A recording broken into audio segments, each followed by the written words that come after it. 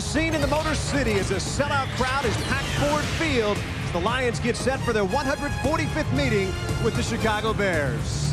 Hello again, everybody. I'm Dan Miller along with my partner Tim Green. We're getting set for this NFC North matchup. Let's start with Chicago. A 2-0 start this year, Tim, but they have lost their last three. Today's starting quarterback Jim Miller out with tendinitis. They'll go with 37-year-old Chris Chandler. Chris Chandler, with his 15 years of experience, lets you know that he can run this offense. He has the mental acuity to do it. He also is a very accurate passer. The added thing you get with Chandler, the thing that makes him special, he's got a fantastic deep ball. Today he's going to be throwing to some big-bodied wide receivers against some smaller, inexperienced Detroit cornerbacks. The key, though, if you're going to throw deep, you got to have time. These two guys today making their first NFL starts ever. Rookie Marco Colombo at tackle, Mike Gandy at guard. These guys are going to have to be on their game if Chandler is going to have time to throw downfield. They're protecting his blind side. Well, on the other side of the field, Joey Harrington will be making just his fourth NFL start. He's been on his game, and today he'll be facing a depleted Bears secondary. Their best corner, R.W. McQuarters, is out. The question is, can a rookie take advantage of that? If a rookie can take advantage of it, Joey Harrington is the rookie who can do it. The best thing about Harrington, besides the fact he's an accurate passer and he makes quick decisions, is he is calm under fire. He's beyond his years. He's a rookie who plays like a veteran. But I think a lot of whether he's going to be able to take advantage of the Bears' depleted secondary today is going to be about his wide receivers. His 5 top receivers today are struggling with various degrees of injuries. Ricks, the tight end, is out. Schrader's out. Crowell, Oz, and Foster are all playing, but they're hurt. All right, folks, remember to answer today's Sprint Virtual Coach question. What did you think of Terrell Owens' autograph session? Use your PCS Vision from Sprint or log on to foxsports.com. We are getting set to go in the Motor City. Lions and Bears back with a kickoff right after this.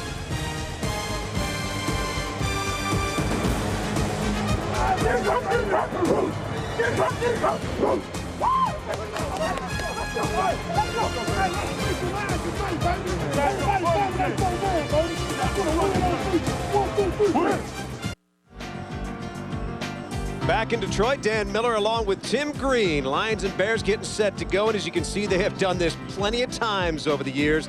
The second longest rivalry in the NFL. Bears and Packers the longest. Pro Football Hall of Famers, Chicago 26, Detroit 15, 11 NFL championships between them. And Tim, the first ever televised NFL game, Chicago and Detroit. Yeah, that's the thing. That's the thing I like. Because you know what that means? That meant after that, that meant the players started to get the big money. So I like that. Hey, this game is so big, who's in the house? There he is. There he is, NFL Commissioner Paul Tagliabue. And his lovely wife, Jan, who's an English lit major, who I got to talk to before the game. She's now going to go out and read some of my books. Read your books and then send you a book review, perhaps? I didn't ask her for the review. Paul Tagliabue's first visit here to Ford Field since it's been completed. And if you have not seen this $500 million structure, it is absolutely beautiful. Getting set to go here. The Lions have won the toss, and they will receive. So we'll see Detroit's offense on the field first. Marty Mornhinweg in his second year as the head coach of the Lions. Once again, having some problems here. 1-4 so far. And I know Marty Mornhinweg, we talked in the pregame show about the whole thing with Matt Millen. I thought the way Marty Mornhinweg handled that was extremely good. I mean, he said, look, the things that Matt said on Mike Dickens' radio show, that's about Matt. I disagree with him 100%. I'm totally behind my players, and Matt's going to have to deal with that, not me. I'm here to coach a big game today against the Chicago Bears. And I think that goes to what Jimmy Johnson was talking about in the pregame, making sure that this doesn't splinter the team. Yeah, and actually something like that can if you handle it the way Marty Mornhinweg handled it, it can actually bring the team together. Paul Edinger set to kick off. We are getting ready to go here in Detroit. Desmond Howard back deep for the Lions, and we are underway. Edinger, bit of a line drive kick. Howard back at his goal line. Howard back to the 10, the 15. Cuts at the 20, taken down at the 22. Tackle on special teams by Joe DeFoya. 21-yard return, and that's where the Lions will take over.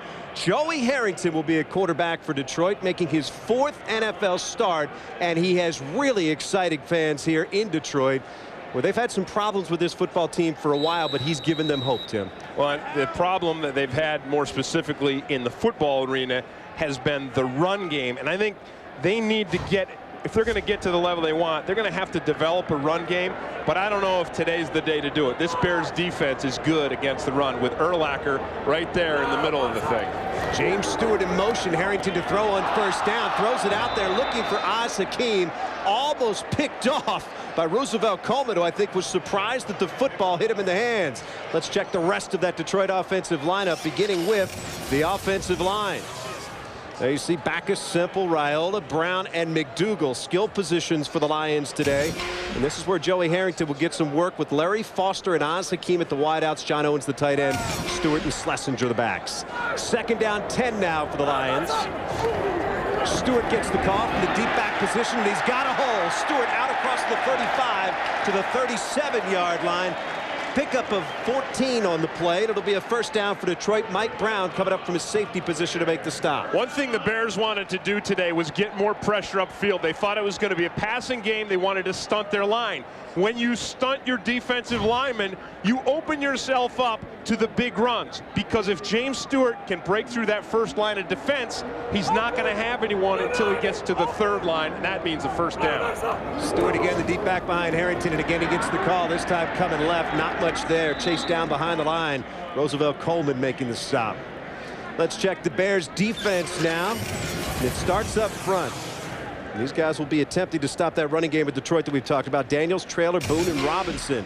Linebackers, Urlacher, strong in the middle. Colvin leads the NFL in sacks. And in the secondary, keep an eye on Mike Brown. He is a big playmaker, and he's done it throughout the years in the National Football League.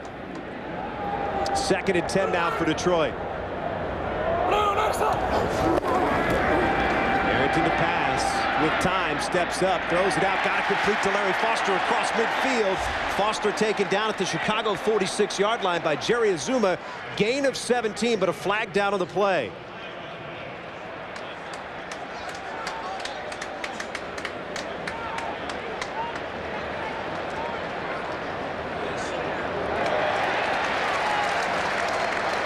Illegal contact, 23 defense. That penalty is declined. First down. It's a 5-yard penalty. They decline that. They take the reception.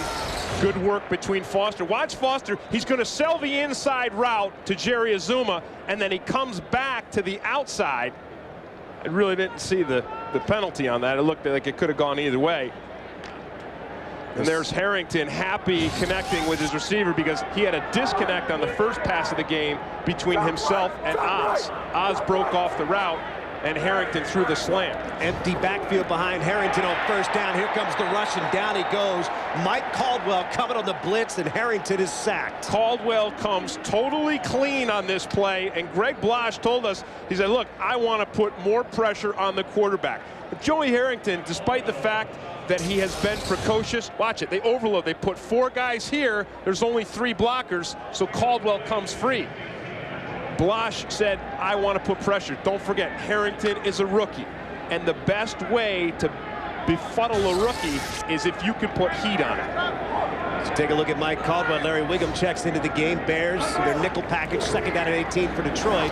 They keep it on the ground to Stewart, and again he finds a hole back across midfield up near the original line of scrimmage. Brian Urlacher makes the stop after a gain of 9. One of the interesting things about talking with Marty Morningwig and about Urlacher was, he said the only way to run at Urlacher is to go straight at him. If you go to the side, if you run for the perimeter, that's where Urlacher is so dangerous, because the thing that makes him a great linebacker, not just one of the best, but a great linebacker, is his speed. It is uncanny. Third down, 10 now. Again, 5 defensive backs for the Bears. Blitz to pass. Here he comes. Gets it away. Gets it out to the rookie, John Owens. Owens across the 40, down near the 35. He'll be short of a first down. Taken down by Mike Brown. Folks, if you like Joey Harrington and you're wondering, why do I like Joey Harrington? You got to see it on this play. Blitz in his face. The blitzer's coming clean, but he regains his composure, he makes a quick decision, and he zips that ball out there. And on fourth down, with the crowd asking Marty Morningwig to go for it, he has instead sent Jason Hansen out there. Jason Hansen, and this is going to be a long one, Tim. between 55 and 56 yards. We'll call it 55. So if they make this, Dan, it's really going to be because of the composure of Joey Harrington under the blitz to get that pass off to his tight end. Hansen did have a 57-yarder here at Ford Field during the preseason. This one, as we said, from 55. John Jett to hold. Hansen gets it away. Does he have the distance? No, he had the distance. Looked like it was just left. So Hansen comes up left on his first field goal attempt. We are still scoreless. Lions and Bears here in Detroit.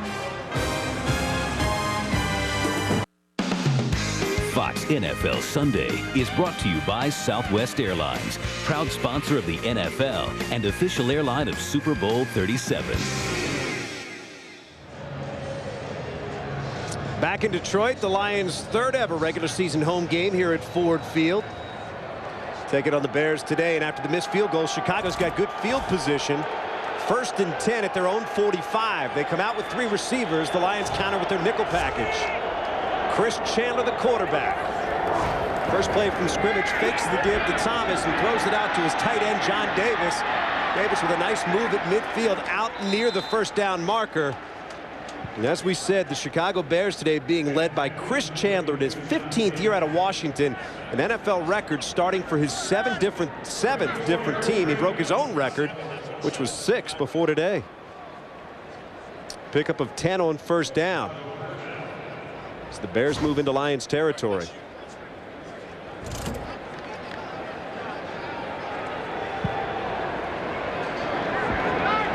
Two receivers to the left, White and Booker. Thomas the deep back behind Chandler. Thomas gets the call. The A-train through the line of scrimmage, picks up a couple down to the 41. Check the rest of the Bears starting lineup. And we talked about it just a couple of minutes ago. The key for them will be the left side, where Colombo and Gandy are both making their first NFL starts. Skill positions for the Bears. Anthony Thomas will be the key to their running game. Shelton the fullback, White, Booker, and Davis as well. You know, Dan, the Bears have struggled this season with their run game. The rush average is 31st in the league. But I don't think it's because of Anthony Thomas. If you break down the film, the problem has been defenders getting on Anthony Thomas before he even gets to the line of scrimmage. 2 tight ends for the Bears on first down. Throws it out to Thomas. Thomas met right at the 40-yard line by Todd Light and taken down there. Let's check the Lions defense now, and for them it will always start up front. Lions defense led by Hall, Rogers, Ellis, and Porsche. Strong on the right side there for Detroit. Linebackers, Chris Claiborne, the team's leading tackler so far this season. Richard Jordan, with his first start in 3 years in the NFL. Secondary, Light, Cash, Harris, and Campbell. 3rd down 5 now for Chris Chandler and Chicago. 3 receivers in the game. There we go. Chris Chandler. Flags go down, and so too does Chandler. Chandler just bought a first down with his hard count. His hard count is famous in the National Football League. Unless they got him moving his head, he just picked up a free first down for the Chicago Bears. Not only did he do that, but he is going to take some of the spark out of those Detroit Lions defensive linemen. And indeed it will be against the Lions. 91 defense unabated towards the quarterback. That's a 5-yard penalty. Still 3rd down. Now Robert Porsche and all those guys up front are going to have to really pay attention not to listen to Chandler's voice inflection. They've got to watch the ball. Let's listen.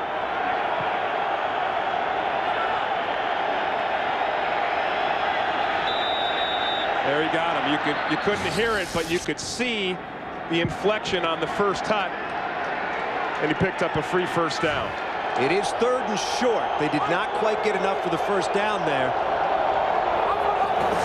The give on 3rd down is to Johnson. Johnson through the line of scrimmage inside the 35. It'll be a first down for Chicago. Right now for a game break, let's go back to L.A. and James Brown. JB. Dan and Tim, take a look at this 12-play, 77-yard drive by the 49ers, ending with that fade pattern by Terrell Owens. High jump. Hey, he'll win that one every time. 49ers on top 7-0, and Tim Green, nice job with Matt Millen. Back to Dan Miller and Tim Green. All right, JB, thank you very much. I appreciate it. Always a hard thing to do, to ask difficult questions from your friends and your former work associates. But you got some honest answers. Matt Millen admitting that he had made a mistake earlier this week. On first down, Chandler back to pass. Looking deep, throwing out there for Des White. White's got it around the 2, and he stays in bounds. It'll be first and goal for Chicago. 29 yards on the play. Todd Lighton coverage for Detroit. Dan, we said it right from the start. If Chris Chandler has protection, look at this protection. Look at that. That is beautiful. He has time, he has a pocket, he has a throwing lane, and if he has it, he throws one of the best deep balls in the game. Watch Des White, breaks to the outside, and this ball is laid in there perfectly. Chandler 3 out of 3 for 40 yards so far. First down and goal right here. Wait, I think they may challenge that. You know that? Just, Dan, and they got the challenge. There it is. They are going to challenge. You know what? When I saw that replay, I was talking, but it looked like Des White's foot may have been out of bounds. Well, clearly one of the Lion assistants up in the booth saw that replay at the same time. Radio down to Marty Morningwig, who will challenge. Is challenging the ruling on a field of a completed catch. Take another look right here. Des White, does he get 2 feet in bounds? There's the catch. It's going to be awful close to see whether or not he got that left foot in there before he fell out of bounds. Once again, you have to have indisputable visual evidence that he did not get the foot in. And you know what? When I looked at it there, it looked like the camera, there was like a light on top of a camera that looked like his shoe. That seemed to be the best angle. Yeah, but I think when you stop it, if we can stop it on that frame right there, you're going to see that it's actually the light that looks like the black of his shoe. Well, we talked about Chris Chandler's ability to throw it deep, and you've said in preparing for this game, Des White might be the guy with so much attention on Marty Booker. That's right. They're going to want to put a lot of doubles on Booker. See, now you might think that's his foot, but look at that. Look at the camera right there. Is that his foot? That you see the black? I think it's the light on the camera. See that right there? Boy, that is going to be very, very close. And as you said, there has got to be indisputable evidence for them to overturn. And the question is whether or not the official that's taking a look at this. All right, now see right here, you cannot see right there. You can't see whether that's his foot or the camera, that light on top of the camera that is in the white. So there you see black in the white of the sideline here. But if it's not his shoe, if it's the camera, then the play will stand as called on the field. We take a look at the official who is right there. He was right there, and look at his position. He's pointing to it, and he's saying it's a catch. So I've got to believe that this is going to stand as a catch.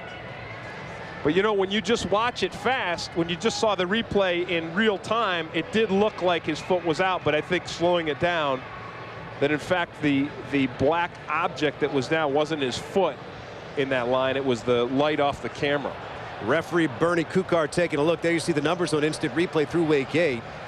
Boy, you know, we talked about Chandler's deep ball. How about that protection, though? The Lions' defensive front is going to have to get a lot more pressure on Chris Chandler than that, or he will do this to them all day long. The numbers right there. 100 total reviews so far. 54 coaches, 30 of course the officials initiate in the last 2 minutes of each half. 25 reversals. 15 by the coaches and 10 by the officials. So about 25% of the time the call has been reversed. And certainly the Lions are hoping they'll get one reversed right here. Early momentum in this football game at stake as the Bears would have it first and goal at the 2. Here comes our referee Bernie Kukar to tell us exactly what the verdict on this one is. You know, the NFL officials have done a great job of doing just that, telling us exactly what they saw and why they made their decision. After reviewing the play, the receiver did not have control of the ball with both grips down. His left foot hit the sideline, incomplete pass. That is no charge timeout for Detroit. One man's indisputable evidence is another man's disputable evidence. Another man's television camera. There you go. Well, let's take a look at it one more time. It's all about that left foot. It really looks as if that foot might have been down on the white, coming up right there. Boy, it's close. You don't see to. any white there, Yeah, and like I said, the field judge is right there. I don't think that's indisputable evidence of a bad call by the official on the sideline.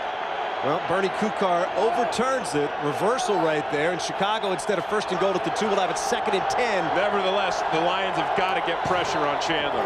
Chandler throws it out again. It's to Des White. White tackled near the line of scrimmage again. A flag goes down. Well, one thing you have to watch for on these types of these quick screens to the wide receivers is the blocking downfield. You cannot block a guy beyond 1 yard from the line of scrimmage. You can't hold him anyway. Holding against the Bears. Exactly right. No matter where you are, if you hold them. So the Bears going in the wrong direction here. Number 32 of the offense. 10-yard penalty, still 2nd down. And that'll be against Leon Johnson. So the Bears going in the wrong direction, as I said just a moment ago. It looked as if they'd have it 1st and goal at the 2. Now they're backing up out of field goal range.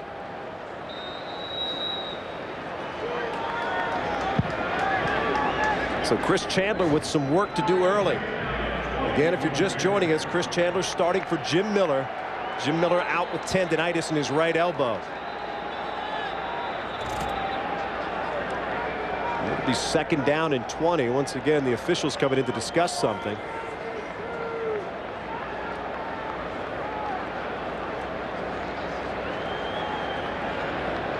Now coming over to the sidelines to talk with Lions head coach Marty Morningweg.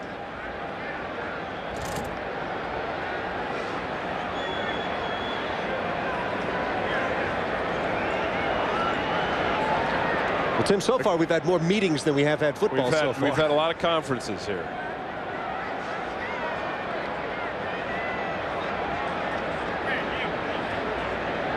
And sometimes at this point you wonder if it's not something with the radios, and it looks like that might be what it is.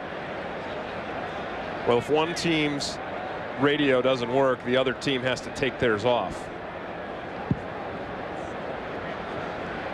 No idea if that's it. Dick Geron's got his on. I don't.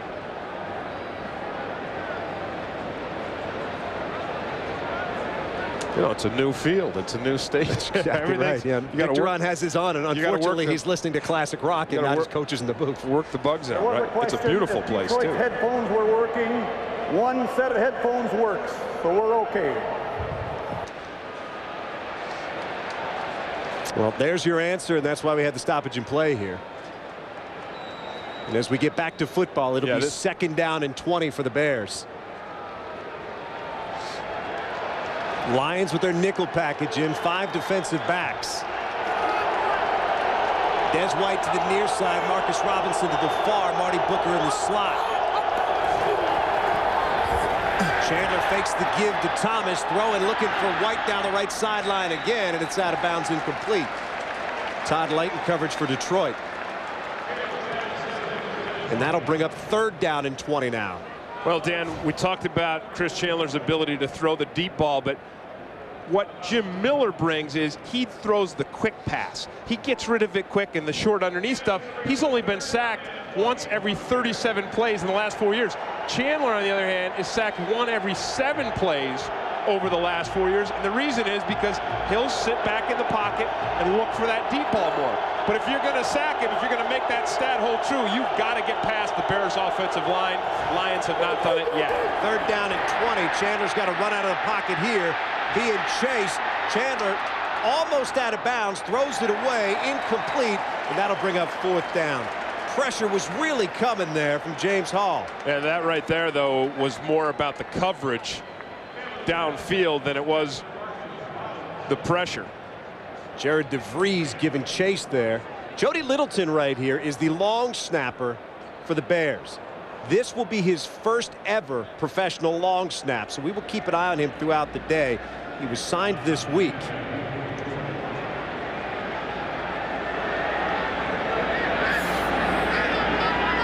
Bears to punt it away. Hakeem back deep for the Lions. Hakeem takes it at the 10, tries to spin out of a tackle at the 14, and down he goes. We are scoreless here after a 31-yard punt and a 3-yard return. The Lions will take over when we come back. Fox NFL Sunday is brought to you by Cadillac. Bold vehicles defying convention. By Reese's Fast Break. Hey, go ahead. Get lost in a Reese's Fast Break. By Visa. It's everywhere NFL fans want to be. And by IBM. E-business is the game. Play to win. Nice One of the many things to see if you ever come to Detroit, the Henry Ford Museum. Absolutely gorgeous. Lions with it now, 1st and 10 at their own 13-yard line. Harrington on first down with a give to James Stewart. Big hole, cuts it back. Stewart across the 25 to the 27. Pickup of 13 and a first down for Detroit. Right up the middle, right at Brian Urlacher. Here's Urlacher right here in the middle. There's Schlesinger. He drives him out. And there is a huge hole for James Stewart to run through. I'll tell you what, Dan, right now, if I'm Marty Morningwig, I'm saying I am going to run the football right at these guys until they stop it. That is some awesome blocking up front by the Detroit Lions, and Corey Schlesinger had a huge hit on Urlacher. James Stewart, 4 carries for 34 yards. This is his 5th, and he's chased down in the backfield. Yeah, but why go outside, right? There. Why go outside? You've had 4 runs in a row and averaged about 8 yards a carry, 9 yards a carry, and now all of a sudden you go off tackle and they eat you alive. I think just keep running it right up the pipe. Loss of 10 on the play. Stewart comes off the field. It'll be 2nd down and 20.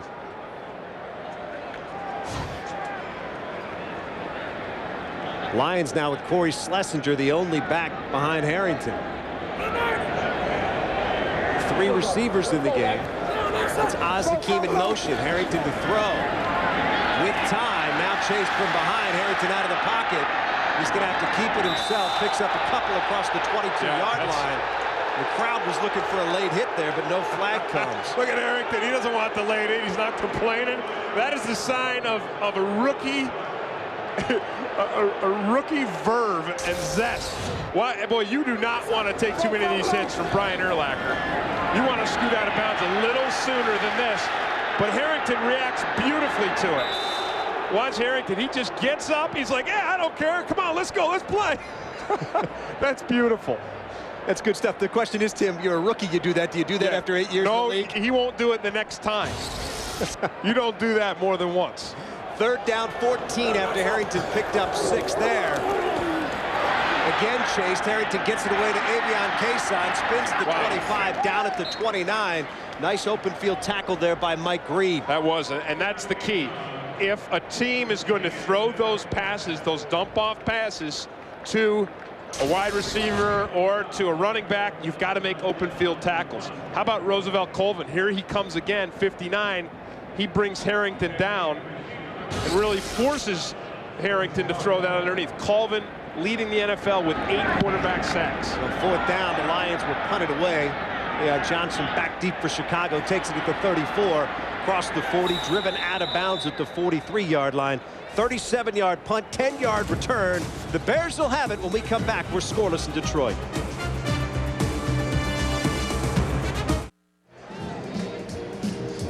Back at Ford Field in Detroit, 4:14 to go in the first quarter. Bears with it, scoreless. Bears-Lions, 145th meeting between these two teams.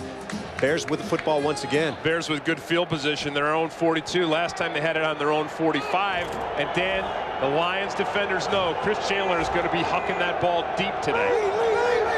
Chris Chandler on first down. Marty Booker in motion behind him to give to Anthony Thomas. Picks up 4 after the 46-yard line. Right now for a game break, let's head out to L.A. JB standing by. What do you got, JB? All right, Dan, the multi-talented Marshall Faulk helping the Rams here, coming out of the backfield from Mark Bulger. 6-yard scoring strike. Great second effort by Faulk. 7-0 Rams. And then the Saints in the red zone. Second in TD efficiency there.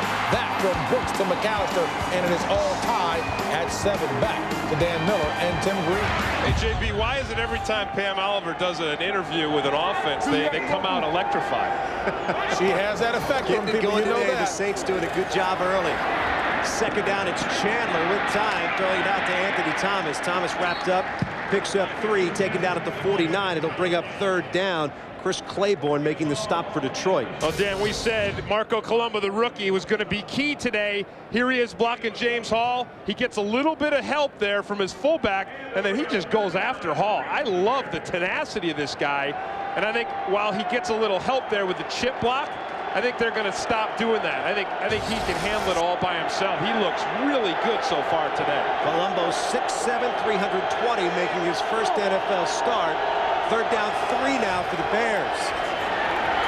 Chandler back, throws it out. It's got Des White across midfield and has the first down. Pickup of 9 on the play. Todd Light and Barrett Green in coverage for Detroit, but the Bears continue to move the chains. Again, Chandler with plenty of time, Dan, and coming into this game, they wanted to help Colombo and Gandy making their first NFL start. They wanted to give them some bunch formation, so put a lot of traffic out there. They wanted to chip with the back, and that's what we saw on the last play. They wanted the hard count. We've seen that, right? We saw Chandler with a hard count get a penalty on the Lions. They also want to run to the left.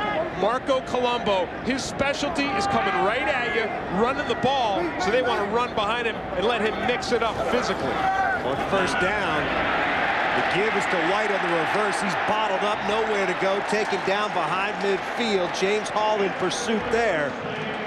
Yeah, that's excellent discipline by James Hall, and it really doesn't surprise me because the Lions were very concerned in this game about the bootleg play and the tight end slipping out and Chris Chandler running the boot. So you see James Hall, look where his eyes go. The play goes away, he's unblocked, his eyes instantly go upfield. He gets upfield, drives the play deep. That's a nice disciplined defensive line play. Well, as you say, a nice recognition there by James Hall in his 3rd year out of Michigan. Second down, 20 now for the Bears. Chandler, pump fake, gives to Thomas, straight up the middle, again across midfield, down to the Lions' 48-yard line, pickup of 5. It's going to bring up 3rd and 15. I'll tell you, this Lions defense a couple of weeks ago had some of the worst tackling I've ever seen in the National Football League. When they played against Miami and when they played against Carolina, mostly against Miami, their tackling was so poor that it was embarrassing. But I got to tell you, man, today they are tackling extremely well. Not only on the run plays, Dan, but on the passing game, when the Chicago Bears receivers are making the catches outside, they're bringing them down right away. Well, this defense has been challenged in 4 of their 5 games. They've given up at least 31 points. Third down, 14 now for the Bears. Chandler back. Here comes Luther Ellis, and there goes Chandler. A big third down play by Luther Ellis, forcing the middle of that line. Luther Ellis comes on the stunt, and you know this more than I do, Dan.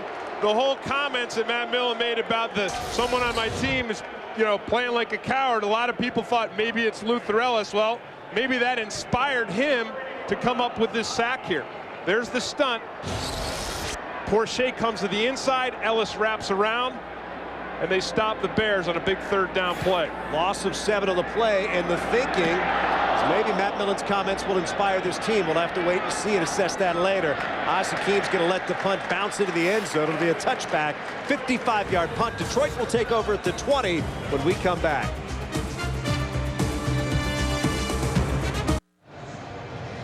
Lions have struggled to run the ball all season so far. Today, averaging 5.3 yards a carry.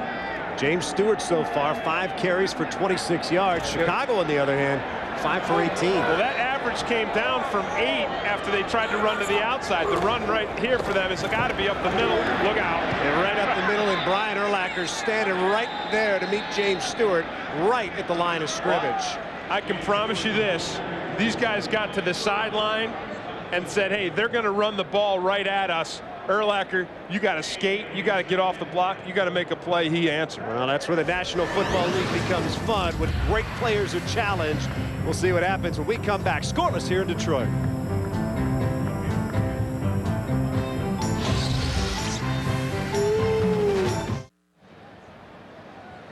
Back in Detroit, Dan Miller along with Tim Green. The Lions tried to establish the run early, but it looks like if Brian Urlacher has anything to say, they need a new plan. I mean, he shut it down on that last one, and you guarantee they made some adjustments on the sideline. They get out the grease board, and they said they're running right at us with James Stewart. We are going to fill those interior holes and shut that thing down. Second down, Harrington getting out of pressure.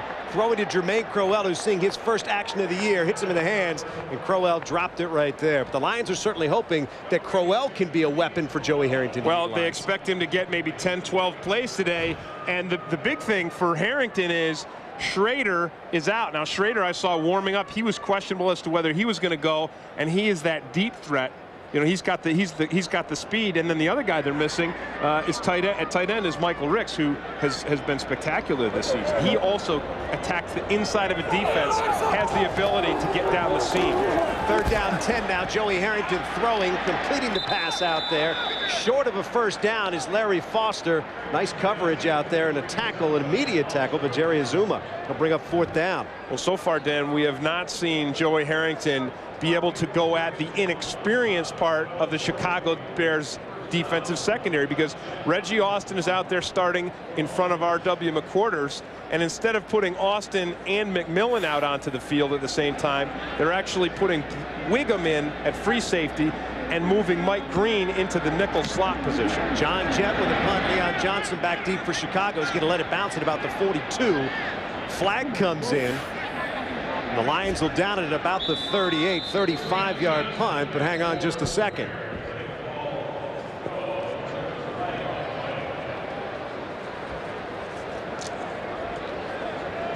We've had no shortage of flags and discussions so far this afternoon in Detroit. Bernie Kukar, it's going to be a hold against Detroit. Holding 81 of the receiving team during the kick. Will assess the penalty from where the run ended. Check that. That'll be against Chicago. Ahmad Merritt, the guilty party. Bears will still have it when we come back. Scoreless at Ford Field.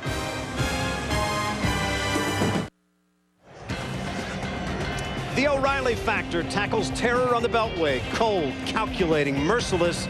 The making of a killer. What drives people to murder, and could it happen in your town? Watch the O'Reilly Factor. It's news as a contact sport on the Fox News Channel. Check your local listings. You know, one of my best friends, he used to be a Democrat and kind of liberal. He turned, all of a sudden, he hit 50 and he turned conservative or Republican. He will not stop watching the O'Reilly Factor. There are a lot of It's almost annoying how he will not stop watching the O'Reilly Factor. There are a lot of people that will watch the O'Reilly Factor. Does a great job and tackles the issues, no doubt about that.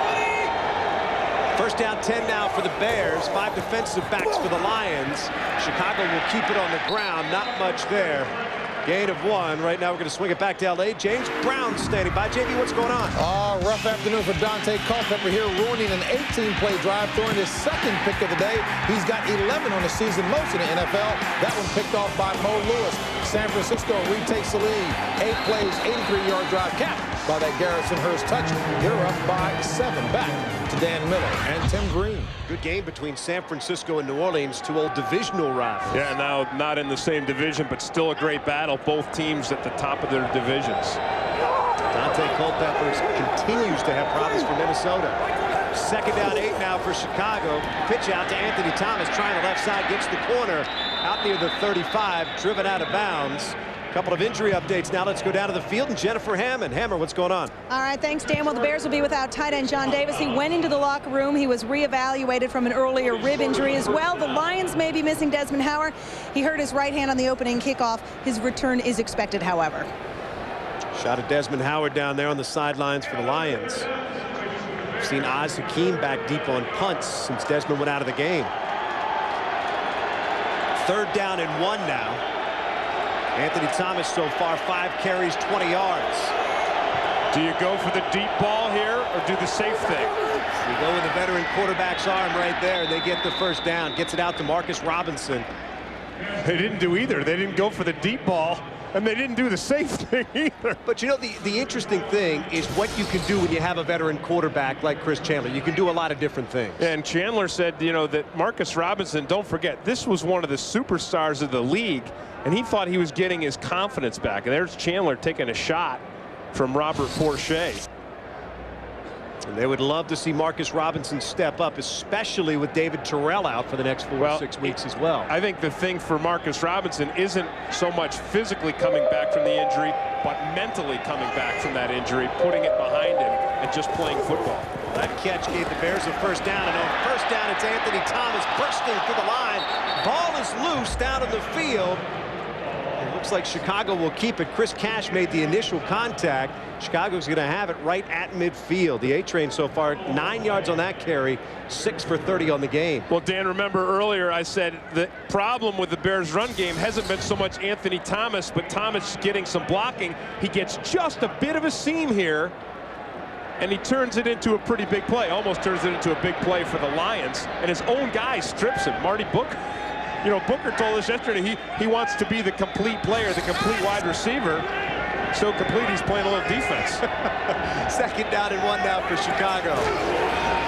Chandler fakes the give to Thomas, throws it out to Shelton. Shelton does get the first down, not much more than that. Todd Light and Chris Claiborne in pursuit for Detroit.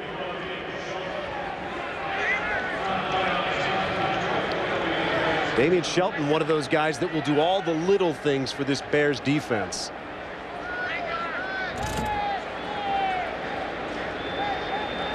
Well, what we're seeing now is Chandler throwing that short passing game. That's kind of the Jim Miller aspect of this offense. You know what I'm saying? Third and short, they go out to Marcus Robertson. Another short, second and short, they throw it to Shelton. So, but you got to know Chandler's going to come back one of these times with a deep pass. Thomas, big hole across the 40, down near the first down marker. Todd Light makes the stop, but not before Thomas picks up 10. And suddenly Chicago's finding some holes in that Detroit defense. Yeah, they're making the holes up front.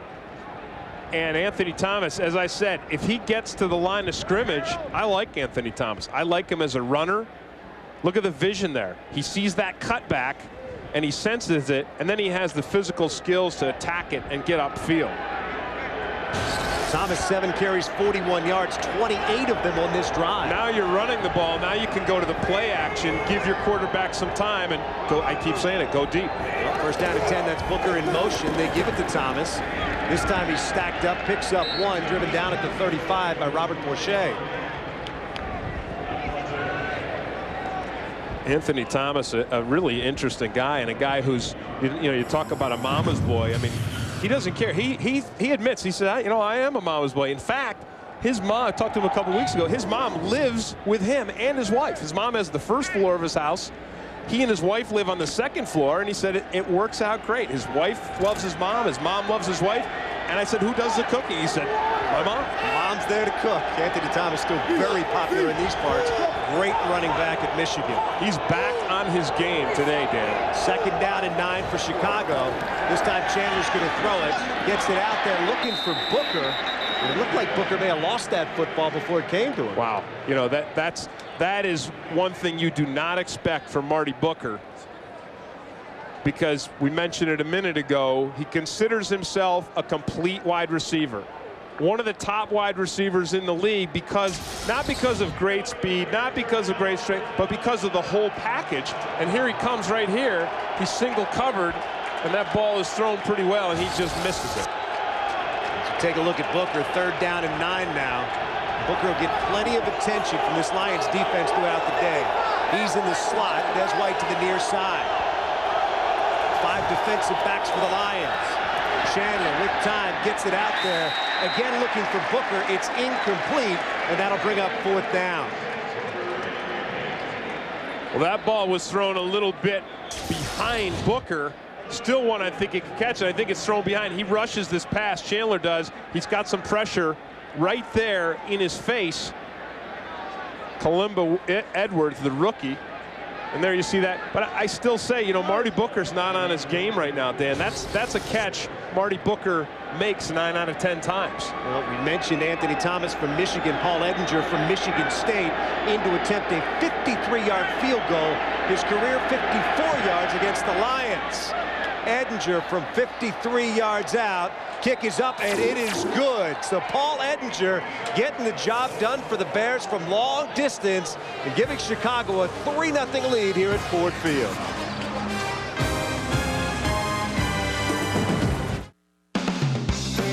NFL Sunday is brought to you by Lexus and their passionate pursuit of perfection.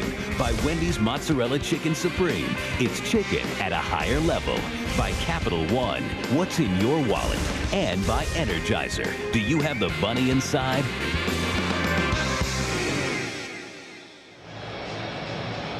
Pretty nice looking train there. I wonder if that's not an A-train.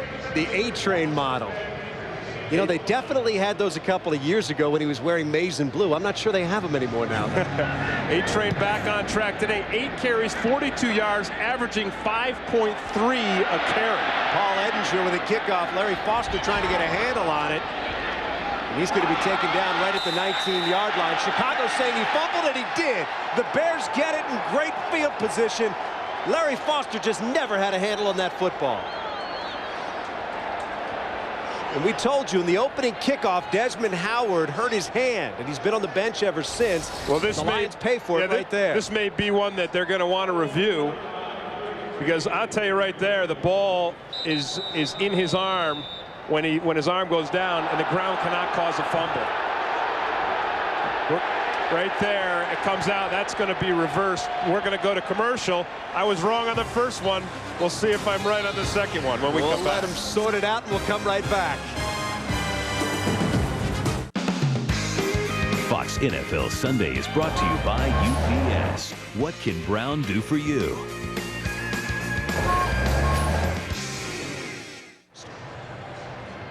Detroit has challenged whether or not Larry Foster, in fact, fumbled this ball. Foster right here. And you see his knee down there, and then his arms down, and then the ball comes out. I will be absolutely amazed if this is not overturned. That's pretty much as indisputable as it comes. He's clearly still got the ball when that knee goes down. Yeah, and then his arm. Even if you say the knee, but the knee's clear, and then the arm, if the arm itself is down, once another part of your body touches any part of your body, besides your feet, or you can put a hand down. Larry Wiggum made the recovery for Chicago, but we'll have to wait and see whether or not they keep the football. It looks from that replay like the Lions will in fact keep it, and their offense is out on the field right now. Well, the Lions, their defense is currently out on the field. The Lions won a huge challenge earlier, Dan, on a Chandler to Des White pass that put the Bears right down on the 2-yard line. And on replay, they first ruled it a catch on the field. On replay, they overturned it and said Des White's foot was out of bounds. Chicago went from having it 1st and goal at the 2 to having to punt it away moments after that. And you know, one thing is, even though Detroit won the first one, and they're probably going to win this one, Dan, Marty Mornhinweg is now out of challenges. You only get 2 per game, whether you're right, wrong, or indifferent. Bernie Kukar coming out. He'll let us know exactly what's going on.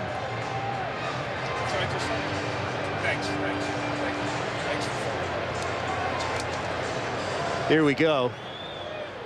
After reviewing the play, the runner's elbow hit down, the ball popped out. It is down by contact. First down. You're batting 50% today. You got that one. You nailed that one right down. I tell you what, you're challenging.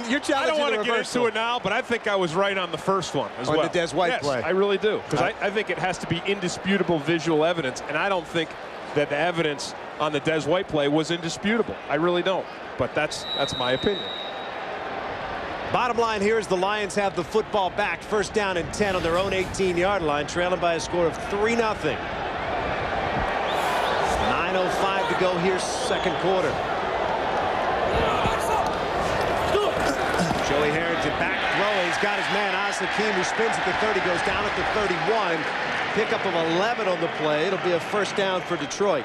If nothing else, James Stewart's early success running the ball has put Chicago in a position where they're playing 8 in the box. That means you've got single coverage out here, and that means the slant pass right there to Oz Hakeem is open, wide open. Oz Hakeem open on that play and getting the job done. Lions now 1st and 10 from their own 31.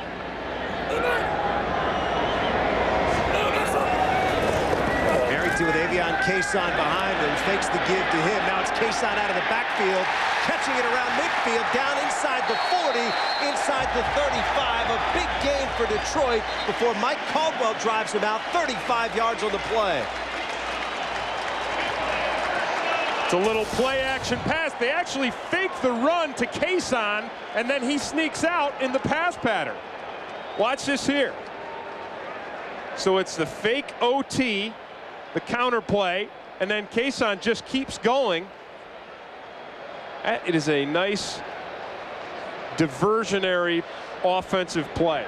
And really, you know, when you think about Marty Morningwig, that's really what he's about. That's why Matt Millen brought him here. That's what he did as an offensive coordinator for the 49ers. Lions in business right now. Stewart trying to get outside, turns the corner, not much there.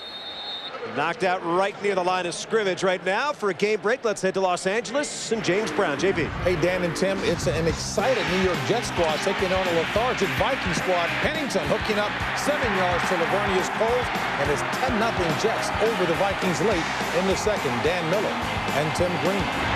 Really a battle there, Tim, of two teams that have had a lot of problems this year. A lot of problems, and Minnesota's biggest problem, Dan, has been their defense. I mean, they are just struggling defensively. James Stewart with a carry inside the 30. Roosevelt Coleman stops him there. It'll bring up 3rd down for Detroit.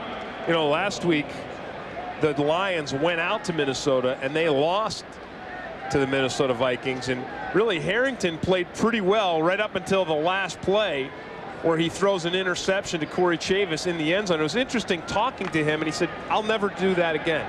I made a read that in college that would have been a touchdown every time, but in the NFL the positioning of that defensive back was such that I know I can't do that in this league. 3rd down and 6 for the Lions. Nickel package in for the Bears. Flag is down. Harrington gets it complete to Hakeem down around the 13-yard line. Good enough for a 1st down, but everybody on Chicago is saying this one's coming back. 16 yards on the play, but doubtful whether or not it'll stand. Let's listen to Bernie Kukar. Holding, 75 offense, 10-yard penalty, still 3rd down. Oh, Matt Joyce, who's in there for Stocker McDougal, or no, he's playing guard. He's pulled on that play. He ran into Roosevelt Colvin, and he just tackles him. I think Matt Joyce was more surprised to see Colvin there than Colvin was. Here's Joyce. He's pulling here. Watch him. Colvin hits him, and he just kind of grabs him and takes him down on top of him. I think he did that out of shock more than anything. I said Joyce was in for McDougal, but he's not. He's in for Semple at left guard. The Lions will keep an eye on Roosevelt Coleman. Leads the NFL with 7 sacks. Also has registered 1 in 8 straight games coming into today. Harrington now on 3rd down, throwing for Avion Kason. Little behind him. Kason couldn't handle it, and that'll bring up 4th down. You know, Avion Kason has got great quickness and shiftiness, and he can run with the ball, but he has trouble making these catches. And I think the reason is, I think in his brain, he starts running before he catches. You know what I'm saying? He doesn't get his full concentration. On that one, he only reached back with 1 hand. You got to get both hands back there. He has to get it in his mind to make that catch first, then do your running. John Jett to punt it away. Bounces around the 7-yard line. Good bounce for Detroit. They'll down it at the 3, and that's where Chicago will take over. So the Bears will be backed up with a 3-0 lead when we come back to Detroit right after this. Coming up next, the second half of our doubleheader. The Redskins battle the Packers, or the Buccaneers going head-to-head with the Eagles. It's a full day of action next on Fox. It's more than a doubleheader, man. I mean, it's a triple header, Dan, because after the Redskins-Packers game, which most of our audience will see, then you got the Giants-Angels World Series on Fox. I mean, Barry Bonds comes out last night, blasts a homer at his first at-bat. On 1st down from their own 3, Dustin Lyman makes the catch across the 5. Todd Light stops him there. Bears get a little breathing room. Look at this. Postseason for Barry Bonds, 11 games, 5 homers, 11 RBIs. Previously, 5 seasons post-game, 27 games. Look at that. 1 HR, 6 RBIs. A lot of people thinking, hey, does Barry Bonds have it in the postseason? You know, we know he's got the home run record. Can he win the big one, though? Boy, he has been spectacular.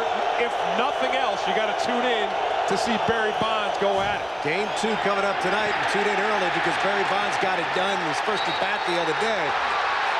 Fumble down there on the field. The Lions say they have it.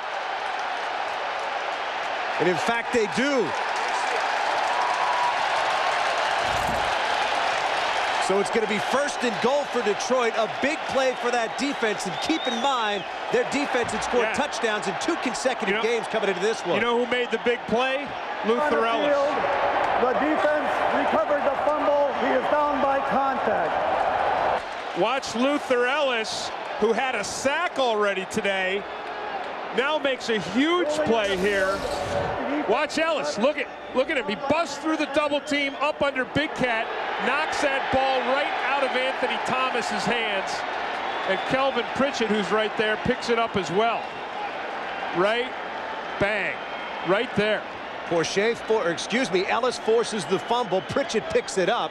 What do you think, Dan? I mean, is Ellis motivated? I mean, is he hot? If you're a player on this football team, I think that has to fire you up no matter what. If nothing else, I think Matt Millen's comments bring this football team closer together.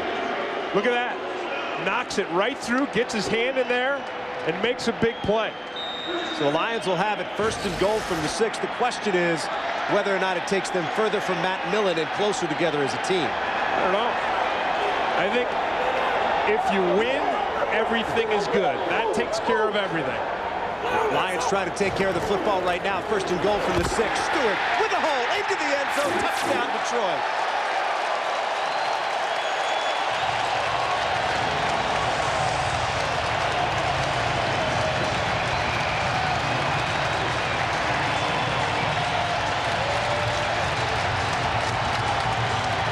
Right at Brian Urlacher. You cannot battle Urlacher going to the outside. His speed, he will run you down. What you have to do is get on him before he can gather. And that's exactly what James Stewart did on that play. Extra point coming up. Jason Hansen in. John Jett with a hold. Lions have taken their first lead of this game with 4:59 to go in the 2nd quarter. Hansen with the extra point up and good, so it is 7-3 here at Ford Field. Chicago will get it back when we come back.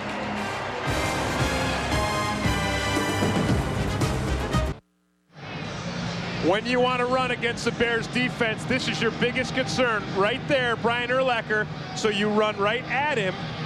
And then Stewart just breaks it to the side. There's Urlacher's arm, not able to make the tackle. You do not want to run away from that man. He will run you down. Luther Ellis with the big play, forced the fumble and made this thing happen. Now the Lions, first they show onside kick, then they come back to their regular kickoff position. Jason Hansen kicks it deep. Vinny Sutherland takes it at about the 2. Sutherland back to the 10, the 15. Tries to turn the corner at the 18. Can't do it. Down he goes. That's where Chicago will take over 1st and 10. Bracy Walker with the tackle on special teams. You know, Dan, Luther Ellis, 2 tackles today, 1 sack, 1 forced fumble that resulted in the Lions' only points. And I'm not saying that Luther Ellis is the guy that Matt Millen said was a coward. All I'm saying is that some people thought that he might be talking about him. I think there's probably a handful of guys on the defense who are saying, or, you know, well, maybe, or as Howie Long pointed out on the pregame show, maybe it's guys on the offense. I think there's probably a handful of guys who are kind of not in Millen's good graces, who are thinking, you know, maybe it's me, and they're probably out there playing their hearts out today to say, hey, I will prove you wrong. And you know what? When you win in the NFL, all of a sudden everyone's a brother, everyone forgives and forgets, and you move on. Chandler on 1st down, under pressure, down he goes. The Lions with a blitz. Dante Curry was back there. Corey Harris was back there.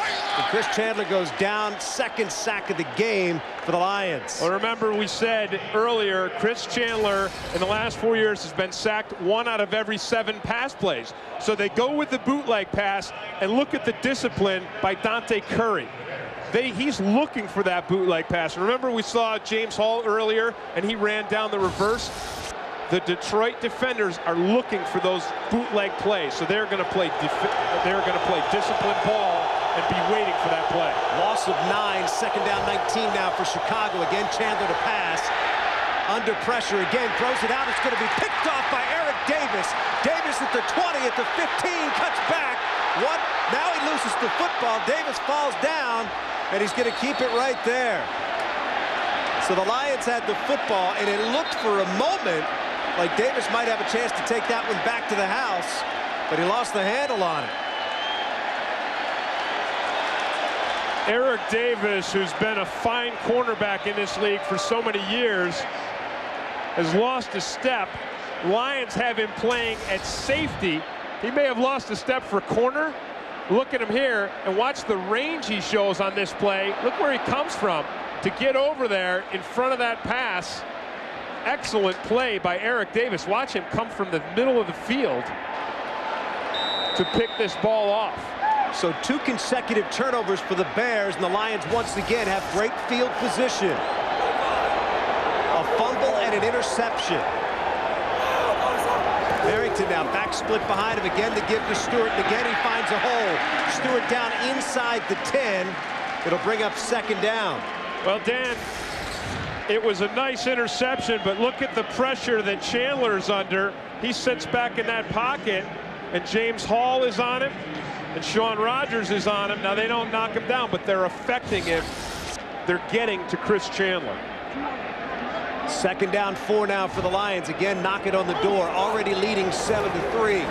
Stewart right side tries to cut it back. Met right there at the 7. Short of a 1st down. It'll bring up 3rd and 1. Mike Green coming up from his safety position to make the stop for Chicago. Did you see James Stewart hit that defense? Huh? I mean, he hit that thing like a missile. And I think at the end of that missile was Reggie Austin, who's down on the field right now. Actually, Reggie Austin got hit by Ray Brown. But James Stewart attacked the defense on this run. Again, it's an off-tackle play. I think you want to just keep running up the middle. Watch, Austin gets hit right there by big Ray Brown. And they are already thin in the secondary with R.W. McQuarters out of the game. There he is on the sideline, not in uniform today. Chicago's best cornerback.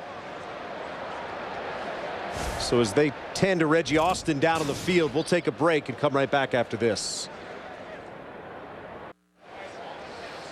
Back in Detroit, Lions leading the Bears by a score of 7-3. They're still attending to Reggie Austin down on the field.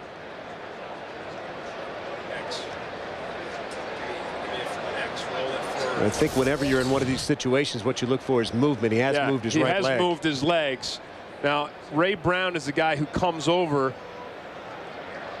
and it's called, to clean off the pile. And there's where Austin got his head jarred.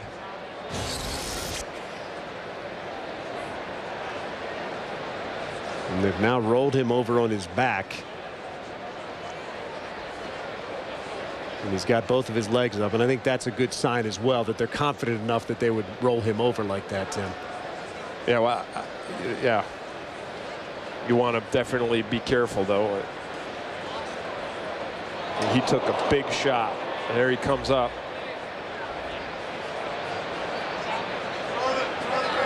Reggie Austin got the start today, as we said, for R.W. McQuarters, his 2nd year out of Wake Forest. As they continue to tend to him down on the field, we'll take another break. Since I logged on to NFL.com, I found out, what? I'm not starting this Sunday. I've been cut. Traded. This is not happening. I have to say, I'm totally shocked by that move. What? Johnson, benched. Stewart's gone. Manning, see ya. The ultimate fantasy football team. Just kickers, baby. Reggie Austin is all right. We'll take another look. I think Ray Brown, Dan, is going to get a fine from the league for this. We saw Kenoy Kennedy on the pregame show, and Howie Long talked about it. You can't hit with the crown of your head. And Ray Brown dips his head and goes to clean off the pile. I would be surprised if he doesn't get a fine. And, Howie said, well, back in the days of Ronnie Lott, that's the way things were done. Ray Brown goes back to those days. I mean, he's 16 years in this league. Ray Brown, 39 years old. Joey Harrington back to pass. Pressure coming from the backside. Throws. Schlesinger near the goal line. Driven out of bounds. Just short. It'll be 1st and goal for Detroit. But what a play by Mike Brown. That's just power on power right there, Schlesinger and Brown. I'll tell you what, the guy that saved this play, that even made it happen, Harrington was going to be laid out totally. Roosevelt Colvin was coming clean. Dominic Raiola, the center for the Detroit Lions, just barely nicked Colvin and saves his play. Watch Raiola come out here and just get the block on Colvin. And then Mike Brown with a huge hit, as you said. First down and goal now for Detroit. Harrington fakes the give, throws it out there, incomplete. He was looking for his tight end, John Owens, the rookie out of Notre Dame. Well, that was perfectly played by Bobby Howard. Just perfectly played. It'll be second and goal for Detroit now. And the way they've been running the ball, Tim, you think they'd just power it right up the middle. They've done a pretty good job so far, in particular with James Stewart. Yeah, but don't forget, I mean, it's still a West Coast offense, you know? It really is, and it really is about Joey Harrington. Two backs behind Harrington this time. Stewart is the D-back. The give is to the up back. It's Schlesinger, met at the line, still trying to power his way forward. He did not get in. That'll bring up third down and goal. So the Bears defense standing tall right here. Well, this is a huge series for this Chicago Bears defense, and this is where, as a defensive player, your pride is on the line, because you've got a little space there in the trench, and you've got to win the battle. You got to get low, you got to get up underneath, and you have to prevent an offensive surge, and that's exactly what the Bears did on that play. Bobby Howard with a nice play in pass coverage a moment ago, and he came up to meet Schlesinger right there. We have reached the 2-minute warning here in Detroit. We'll take a break and come right back.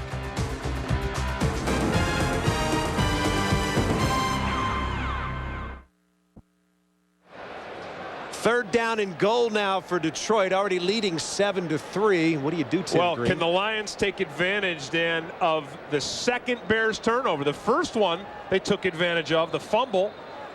They were able to punch it in for a touchdown.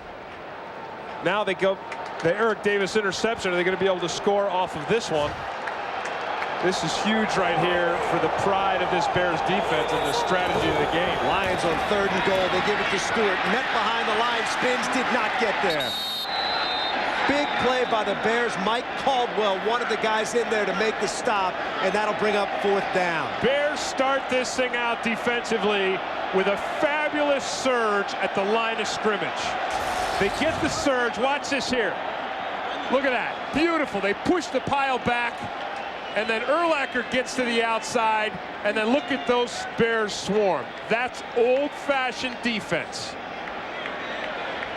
There they come. Fourth down. The crowd obviously wants the Lions to go for it. And Marty Mornhinweg has not sent his kicking team out there yet, but they're going to take a timeout momentarily. And they'll talk about it over on the sidelines with 1:14 to go in the first half. And Detroit leading 7-3 with a fourth and goal from the 1. Want to remind you, coming up on the Visa Halftime Report, JB, Terry, Howie, and Jimmy will have the latest NFL scores and highlights, and the Fox Sports Ticker will keep you updated with up-to-the-second stats. Well, you can call me gutless, but I'd kick the field goal here. I almost think at really this would. point you want to come out of this with something, don't you? Instead of giving the Bears the momentum. Plus the way your defense is playing, right? And you've got Chris Chandler in there, who's, you know, it's his first start of the season, and they've been able to get to him and rattle him. I'd take the points, but, you know, I'm sure everyone in Detroit is going to love this decision. It's aggressive. It's gutsy. Well, in Detroit, they love Joey Harrington. Yeah. They've taken to call him Joey Ballgame on some of the talk shows. But Ballgame's in his hands here. Well, but if the Bears stop you, they own the momentum going into the locker room at halftime. Fourth and goal. Let's see what happens. Two backs behind Harrington. They give it to Stewart. Barrels in. Touchdown, Detroit.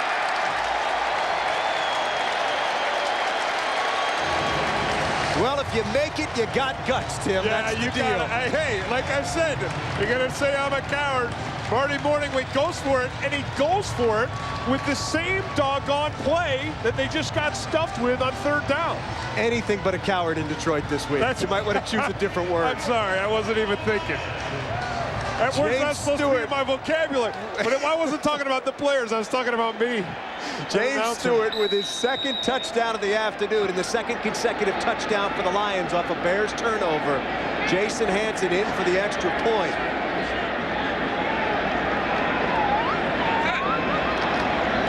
High snap. Jet gets it down and Hanson gets it through. So with 1:11 to play, the Lions lead 14-3. James Stewart scores the touchdown, but watch Owens here with a block. Ray Brown comes with a block. Corey Schlesinger's got a block. So there's good blocking all around, and there's only one guy for James Stewart to run through, and he does it. Watch Owens right here. Nice blocking by the Lions up front, and then James Stewart just has one guy to run through. That guy is Bobby Howard, and Stewart wins his battle as well. So after the Eric Davis interception, the Lions go 16 yards and 7 plays, taking 2 minutes and 31 seconds off the clock. Seattle up over St. Louis 14-13. 16 seconds to go in that half. Well, really another battle there, as we talked about earlier with the Jets and Vikings, between two teams trying to recover from slow starts. But how about Mark Bolger and the job that he did in his first start for the Rams a week ago? So Chicago will get it back here with plenty of time on the clock. 1 minute and 11 seconds. Jason Hanson set to kick off. Vinny Sutherland back deep for the Bears.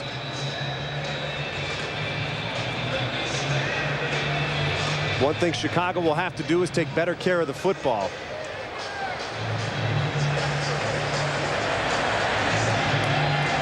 Hanson puts his foot into it. Sutherland chases it to his left, takes it at the 5. Sutherland back to the 15, to the 20. Down he goes at the 22. Nice tackle on special teams for the Lions by Kalimba Edwards. Don't forget, coming up on the Visa halftime report, JB, Terry, Howie, and Jimmy, all the scores, all the highlights, plus the Fox Sports ticker will keep you up to date on all of the stats as they happen. Bears will have it now, first down at their own 21-yard line. Well, Dan, the Bears are without Chris Valerio, so they've got 2 new players on the left side, guard and tackle. Now they've got an inexperienced player on the right side at right guard. Plenty of experience at quarterback, and Chandler's going to throw it right there. Gets it out and complete to Fred Baxter. Baxter picks up a couple, and the Bears will hurry to the line. Less than a minute to go here in the first half. See the timeout situation. Chicago with all 3 left. Chandler looking deep down the middle of the field. This time again gets it to Baxter. Catches it at midfield. So a first down for Chicago and a pickup of 23. Brian Walker and Corey Harris making the stop for Detroit. One thing you get with Chris Chandler at quarterback, in that 15 years of experience, he has run innumerable 2-minute offensive drills. And so you can, it's not surprising to me, Dan, that he's running this one very efficiently. And the Bears, you know, would be a great thing for them to put some points on the board now. You would think, too, that Chandler, even with all of his years in the league, there's going to be a period in this game where he gets his sea legs back. First start of the year for him, and as he told us yesterday, he did not play all that much during the preseason. Yeah, I think that's a good point. So Chris Chandler trying to get something done here late in the first half with the Bears trailing 14-3. It was a Chandler interception just a moment ago that led to one of the Lions' touchdowns. First down and 10 now from their own 49. Chandler again to throw. Pressure coming from the backside. Gets it out to Anthony Thomas. One man to beat, and he can't do it. Down he goes. I'll tell you one thing the Bears thought they'd be able to do today was throw the ball to Anthony Thomas on the perimeter and take advantage of the Lions secondary and their tackling ability. So far, the Lions secondary have won that battle hands down. Todd Light, a good job right there. This time Chandler gets it out to Dez White. White makes the catch inside the 30, down to the 26. Corey Harris makes the stop there for Detroit, but not before the Bears can pick up 24 yards on a first down. Well, Baxter ran an underneath route, and Corey Harris got distracted with that, and he was supposed to be over the top of Dez White. But Harris, who was all over the field last week against the Vikings, got mixed up on that play right there. So with 18 seconds to go, Chris Chandler has the Bears in business. This is where you want to shoot for the end zone now. Thomas is the back behind Chandler. Stops, looks, has Lyman near the 20-yard line, taken down at the 19. The Lions keep him in bounds, and Chicago will have to use another timeout. Nice play out there by Jeff Gooch to keep him in bounds. So Chicago will spend its second timeout with 11 seconds to play. They'll have its second down at about 3 at the 19. When you're in the situation that Jeff Gooch was in, you're thinking, I've got to make this tackle. Here's Gooch coming right here. I've got to make this tackle, but I've also got to pull him down. And look how he does it. Just grabs Lyman's jersey and just yanks, hauls with everything he's got to try to pull him back and keep him from getting out of bounds. Make them burn a timeout. And indeed they did. Chicago has one left. I mean, that's just excellent play. You know what I mean? That's just showing that Gooch is out there and he is totally on top of the game. He's totally into the game. And he knows it's not only important to make the tackle, but to keep the guy from getting out of bounds. Second down, 3 now. More important than that, 11 seconds to go in the first half. The Lions showing blitz. There's movement up front. The flags come in. Well, that Colombo made that rookie mistake. He jumped on Chandler's hard count. He's not been around long enough to know that Chandler is just deadly with that thing. The only question is, was James Hall in the neutral zone? And if Hall was in the neutral zone, offside, 92 defense, unabated towards the quarterback. 5-yard penalty, still second down. Well, they called it on Sean Rogers, but as you said, there was all sorts of movement up there. So the clock remains at 11 seconds to go. I thought it was James Hall who might have gotten into the neutral zone. And here's Colombo here. So when Hall jumps, if he's in that neutral zone and then Colombo goes before the snap, I thought the penalty should have been on him. Lions in their dime package, 6 defensive backs in. Chandler to throw. Pocket holds, looks, throws, wants Booker in the end zone. Got him, touchdown. First catch of the game for Marty Booker, and it is a big one. Chris Chandler takes it to the bank. Marty Booker was bracketed by 2 Lions defenders. And John Shoup told us last night, he said, you know, I like the challenge of figuring out how to get it into Booker's hands, even when they put 2 guys on him. So Chris Chandler takes the Bears 79 yards in 6 plays, taking 1:06 off the clock. Paul Edinger on for the extra point, but hang on. Flags flying. The officials will talk about this 75 offense, 5-yard penalty, free kick. So the penalty's called against Chicago. They'll back up and try it again. That time Marco Colombo did make the rookie mistake. I said he made it on that other play, but the penalty was against the Detroit Lions. Colombo played a good game, or he's playing a good game, and I'll tell you, on that touchdown pass, he did his job again. He rode his guy around outside. Chandler was able to step up and throw that touchdown. So they move it back 5 yards. Edinger will try it again. Spot down, the extra point is up, and it is good. So the Bears grab some of that momentum back as Chris Chandler marches them down the field. And with 5 seconds to go, it's Detroit leading 14-10. Watch Colombo here on James Hall. And see that? He rides him right to the outside, and Chandler's able to step up. Big Cat does the same thing. Look at that. There's a defender to the outside. Chris Cash is on the inside. Right here. Booker's going to go up here. Lights to the outside. Cash is going to come back and play to the inside here. And it is just a perfectly thrown pass by Chris Chandler. And Booker told you yesterday, too, he wants to be known as one of the better physical receivers in the NFL. And that was just him using his body against Todd Light right there. Coming up at halftime, don't forget, JB, Terry, Howie, and Jimmy standing by out in L.A. They'll have all the scores and highlights. Plus, if you want the stats, we got them. The Fox Sports Ticker, keep you up to date on everything. And Dan, if I'm the Chicago Bears right now, I'm feeling pretty good because I'm going to go into the locker room at halftime and say, hey, listen, you know, the only thing that's killing us are the turnovers, because we've had 2 turnovers and they've scored 14 points. Otherwise, this game has been ours. And certainly that last drive will do a lot for Chris Chandler. Even in his 15th season, confidence never hurts. Paul Edinger to kick off. Just 5 seconds remaining in the first half. Chris Chandler, by the way, so far 13 out of 19 for 107 yards and a touchdown and an interception. Well, he was playing the Halloween ghost this week and running carpools. You know, he didn't even know he was going to be the starter. Hey, 37, you got to be sure you don't pull a hammy if you're running around this week after ringing somebody's doorbell. Larry Foster takes the kickoff out across the 40 at the 43. Down he goes there. That is the end of the first half with the Lions leading Chicago 14-10 here in Detroit.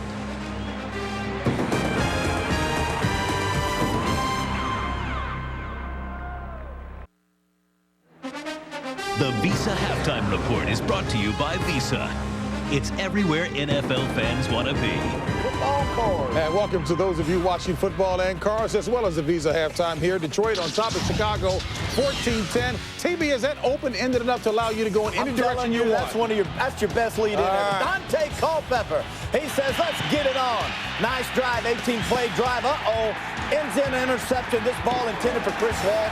I do not think that was a good play, and he still shouldn't have thrown the football. 2 interceptions in the first half by Culpepper. 3-0 Jets until Pennington back. Drops this pass off to Lavernius Cole.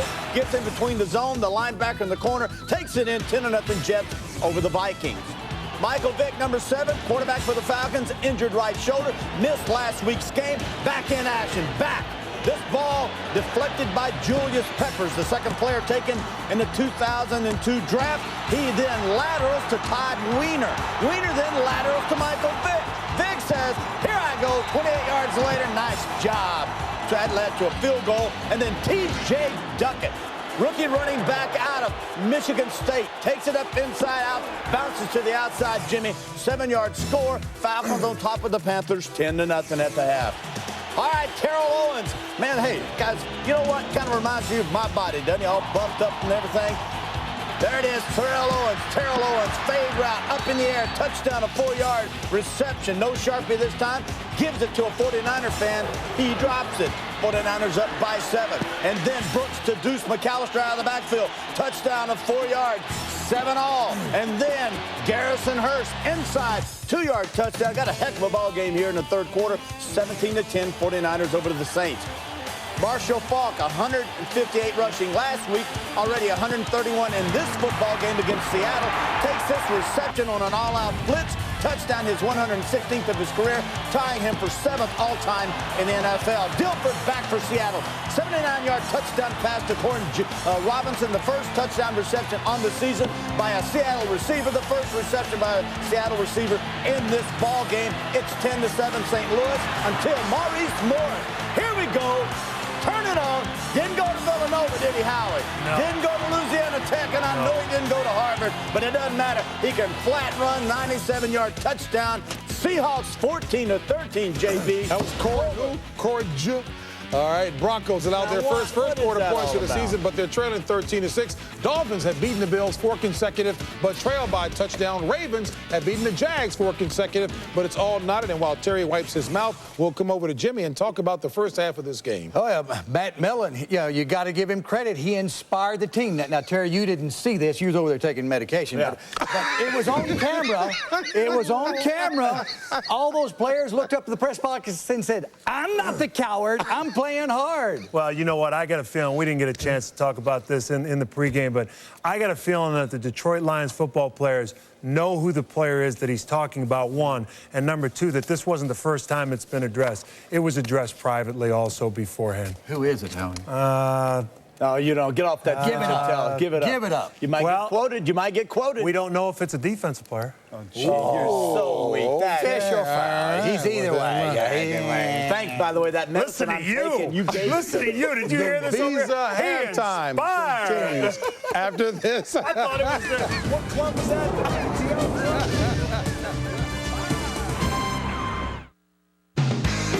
Visa is proud to celebrate the fans this season. Visa, it's everywhere NFL fans want to be. Halftime here in Detroit. The Lions leading the Bears by a score of 14-10. Right now, we'll swing it down to the field. Jennifer Hammond standing by live with Bears head coach Dick Duran. All right, thanks very much, Dan. And Coach, I know that you got a lot of momentum off of that touchdown at the end of the first half. What have you got to do to keep it going? Well, the first thing we got to do is hold on to the football. You know, we gave the football up on the 6-yard line, and I believe on the 16 or the 18-yard line. And hard to win games if you do that.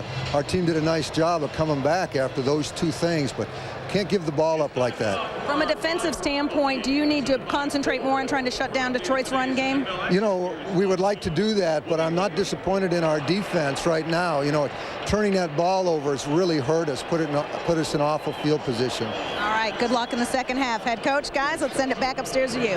All right, Jennifer, thank you very much. Tim, I think if there's one surprising thing so far in this game, it has been Detroit's ability to run the football. Well, it has. I mean, coming into this game, I don't even think the Lions thought that they were going to be able to get 52 yards running in the first half. Lions have struggled with their run game, and this Bears defense is good, especially when you got Keith Traylor in there in the middle and Urlacher. But so far, the difference has been the turnovers. I mean, you've got to protect the ball. Dick Duran talked about it, but I look at it as the Lions coming up with big plays. Luther Ellis forcing a fumble there, Pritchett picking it up, and then a few plays later, James Stewart punches it in right up the middle. And then this big play right here by Eric Davis, he comes over from center field, gets the interception, and then on fourth down, I mean, a gutsy call by Marty Morningweg. And, you know, I'm sitting up here saying, I don't know, I think I'm going to kick the field goal. People saying, oh, you know, Detroit Lions fans have got to love Marty Morningweg going for it on fourth and down after they had been shut down 3 plays in a row. And they ran the same play they did on third,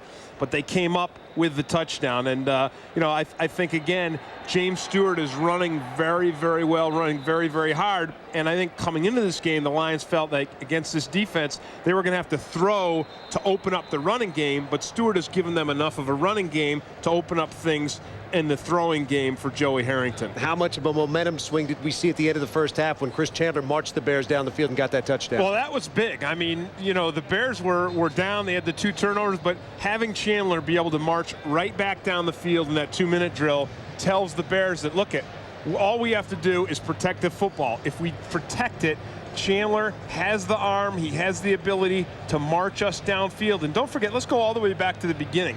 If they can protect Chris Chandler, he's got a great deep ball, and he's got some big receivers in Booker and Des White and Marcus Robinson against some smaller, inexperienced cornerbacks for the Detroit Lions. And I think for Detroit, if they're going to keep Chandler from doing that, they have got to put more pressure on him. That was the thing that they lacked in that 2-minute drill before halftime was Chris Chandler sat back there unmolested by the Detroit defense. Well, Chris Chandler's going to get his hands on the football first here in the second half. Lions set to kick off, leading by a score of 14-10. Vinny Sutherland back deep for Chicago. And we are underway here in the second half in Detroit. Sutherland takes it at the 10, back to the 15. Cuts it back, taken down at the 24, and that's where the Bears will take over. First down and 10. Take a look at some of the first half numbers. Rushing, the Lions with 52 yards. Passing, Chris Chandler 91 right there. And the turnovers, that's key. 2 by Chicago. Yeah, turnovers too. And then the Lions doing a great job to take those turnovers and turn them both into touchdowns. Taking advantage of opportunities right now. The Bears have the first opportunity of the second half.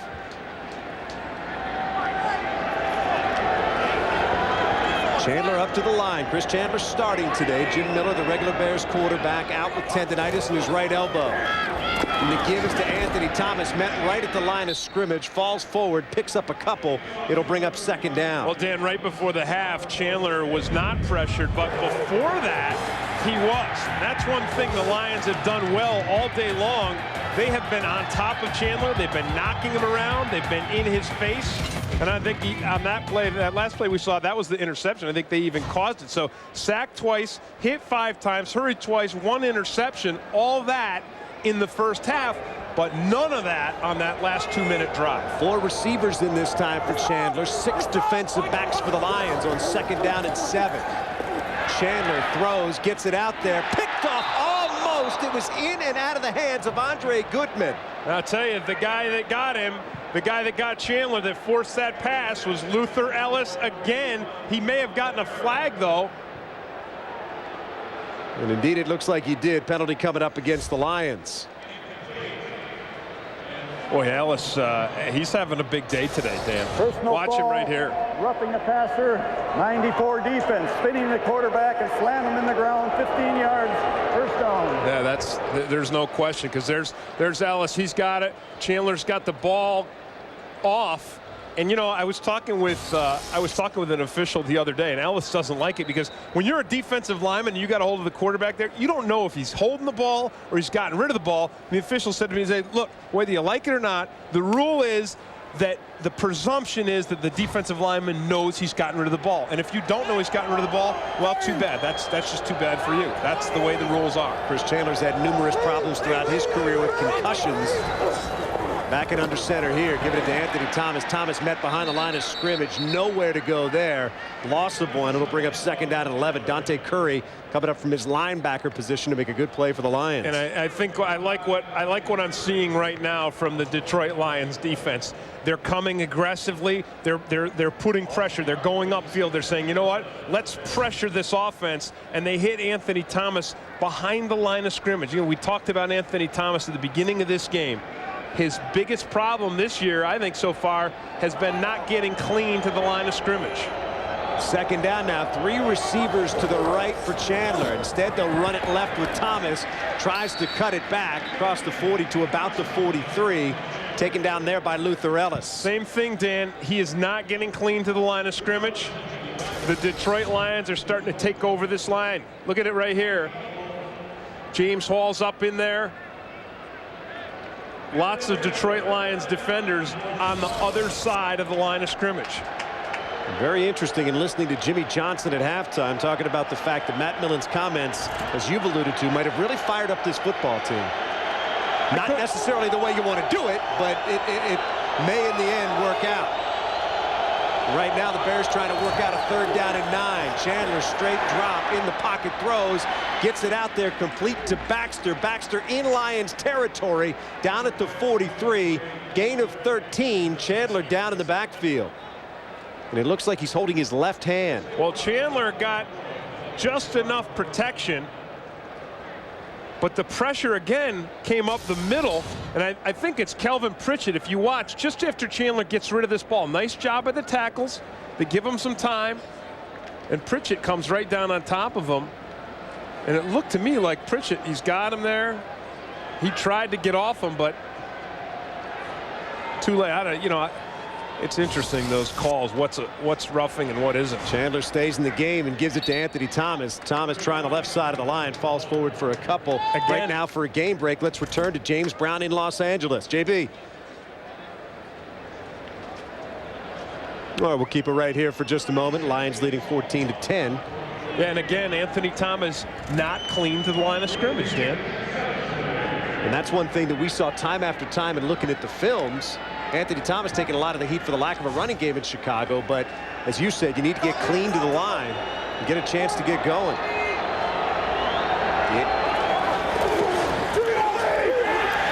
This time Chandler fakes the give to Thomas. Looking for Des White's got him at the 10. White driven out of bounds at the 3, and the Bears are going to have it 1st and goal. 38 yards on the play. Brian Walker beaten in coverage. Well, I like the Lions thinking. They come with the blitz. Watch, here comes the corner blitz. It's Chris Cash. He comes off the corner, and that means that Bryce Walker has got Des White downfield. He's locked up. He's isolated. Look, here comes that blitz. You know, I tell you, I think the thing that the problem here is they hesitated a little bit on that blitz. If you're going to isolate a guy downfield, you have got to get immediate heat on the quarterback. Bears looking for the go-ahead score if they can get it in the end zone. 1st down and goal. Give it to the up back. Did he get in? Just short. That'll bring up 2nd down and goal. Stanley Pritchett on the carry.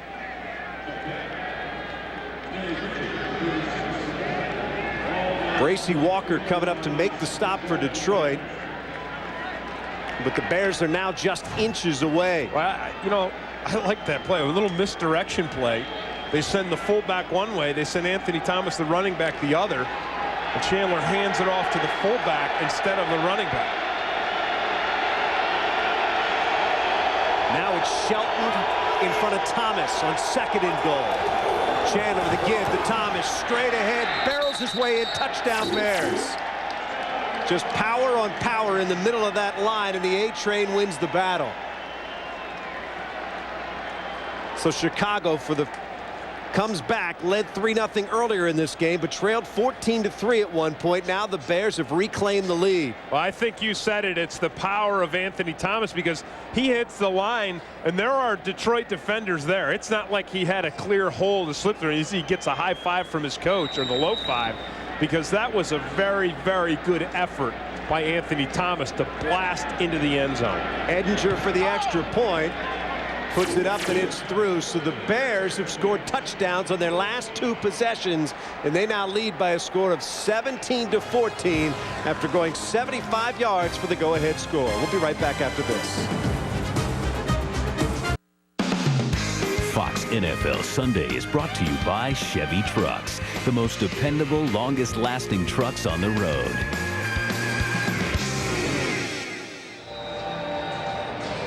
Back at Ford Field, Lions now trailing the Bears by a score of 17-14. And Chicago has really taken the momentum in this football game. And make no mistake, that drive was all about Chris Chandler throwing the ball. Again, Anthony Thomas punched it in for the touchdown, but Chandler was 2 for 2 and 50 yards in the air. Larry Foster on the return gets it back out to the 24, a 23-yard return. We'll take a break. The Lions will have it when we come back.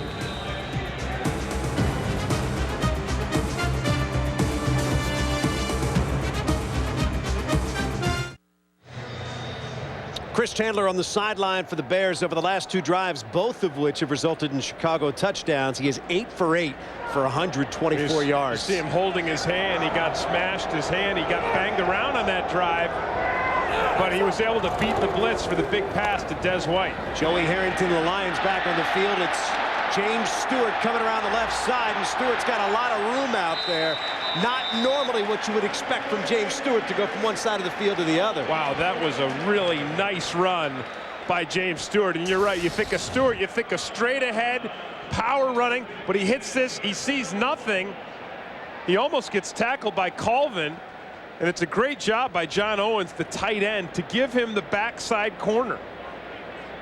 23 yards on the play so far today. James Stewart, 14 carries for 69 yards and a couple of touchdowns. It's the second nice block we've seen by the tight end Owens. We saw one on the touchdown before where he buried a guy, and then on that one he gave Stewart the corner. First down and 10 for Harrington. In trouble in the backfield. Ball comes loose. That's a fumble. The Bears are going to pick it up, and they'll have first and 10 at their own 25-yard line. Brian Robinson doing a nice job to come in there and apply the pressure to Joey Harrington. Bears so turnovers the story in the first half by Chicago, and now a big one by Detroit. Right, the Bears come with a little 5-man rush. They bring Caldwell off the right side, and that's, you're going to see Harrington get flushed out of the pocket here. He sees the pressure from Alfonso Boone, and Brian Robinson gets his hand before that ball is going forward. Watch it right here. Nice play by Robinson. He had a rough week. He had a DUI this week. Of course, the other story on the road in Chicago was Anthony Thomas, who saved the guy from a burning vehicle. Ups and downs for the Bears this week, but Thomas being looked at as a hero. Thomas getting the call right there. Not much room, hardly a hero's welcome right there as he picks up one, stopped by Robert Porcher. Yeah, and I think Chris Claiborne was in there welcoming him as well. And Claiborne is having a big year this year for the Detroit Lions. Chris Claiborne, the leading tackler for Detroit. Also, there have been questions about Chris Claiborne in pass coverage. He's got 3 interceptions to lead the team as well, and he's got 5 tackles today alone. Well, he said he's interviewing this season, right? His contract's up, and he's doing well on his interviews so far. It is a business. Second down and 9 for Chandler and the Bears. Looks, throws, batted down at the line. He wanted Anthony Thomas, who was open in the middle of the field. Instead, it'll bring up a 3rd down and 9. I think that ball might have been tipped by Robert Porcher. See Porcher working against Big Cat Williams. And right there, it gets his left arm up and tips that ball. Heads up play by Porcher in his 11th year out of South Carolina State. Former #1 draft pick of the Lions back in 1992. 3rd down 9 now. Keep in mind the last 2 Bear possessions have resulted in touchdowns. Chris Chandler with Des White to the near side, Booker to the far. Looking out there, throwing, wants Booker, overthrows him, incomplete. Nice Light in coverage for Detroit. Nice coverage by Light, and Dan, Light was isolated man-to-man. Lions come with a blitz again. Bears pick the blitz up again, and Light knows it's just him and Booker. Paul Edinger on to attempt a field goal. This one will be from 42 yards. Already has a 53-yarder today. And that ball, you know, there's no way Booker could have caught that ball in bounds. But Light really had the perfect coverage and forced that throw to go to the outside. Edinger trying to give the Bears a 6-point lead. Spot down, kick up, and it is right down the middle. So the Bears now lead this one 20-14 with 8:29 to go in the 3rd. We'll be right back.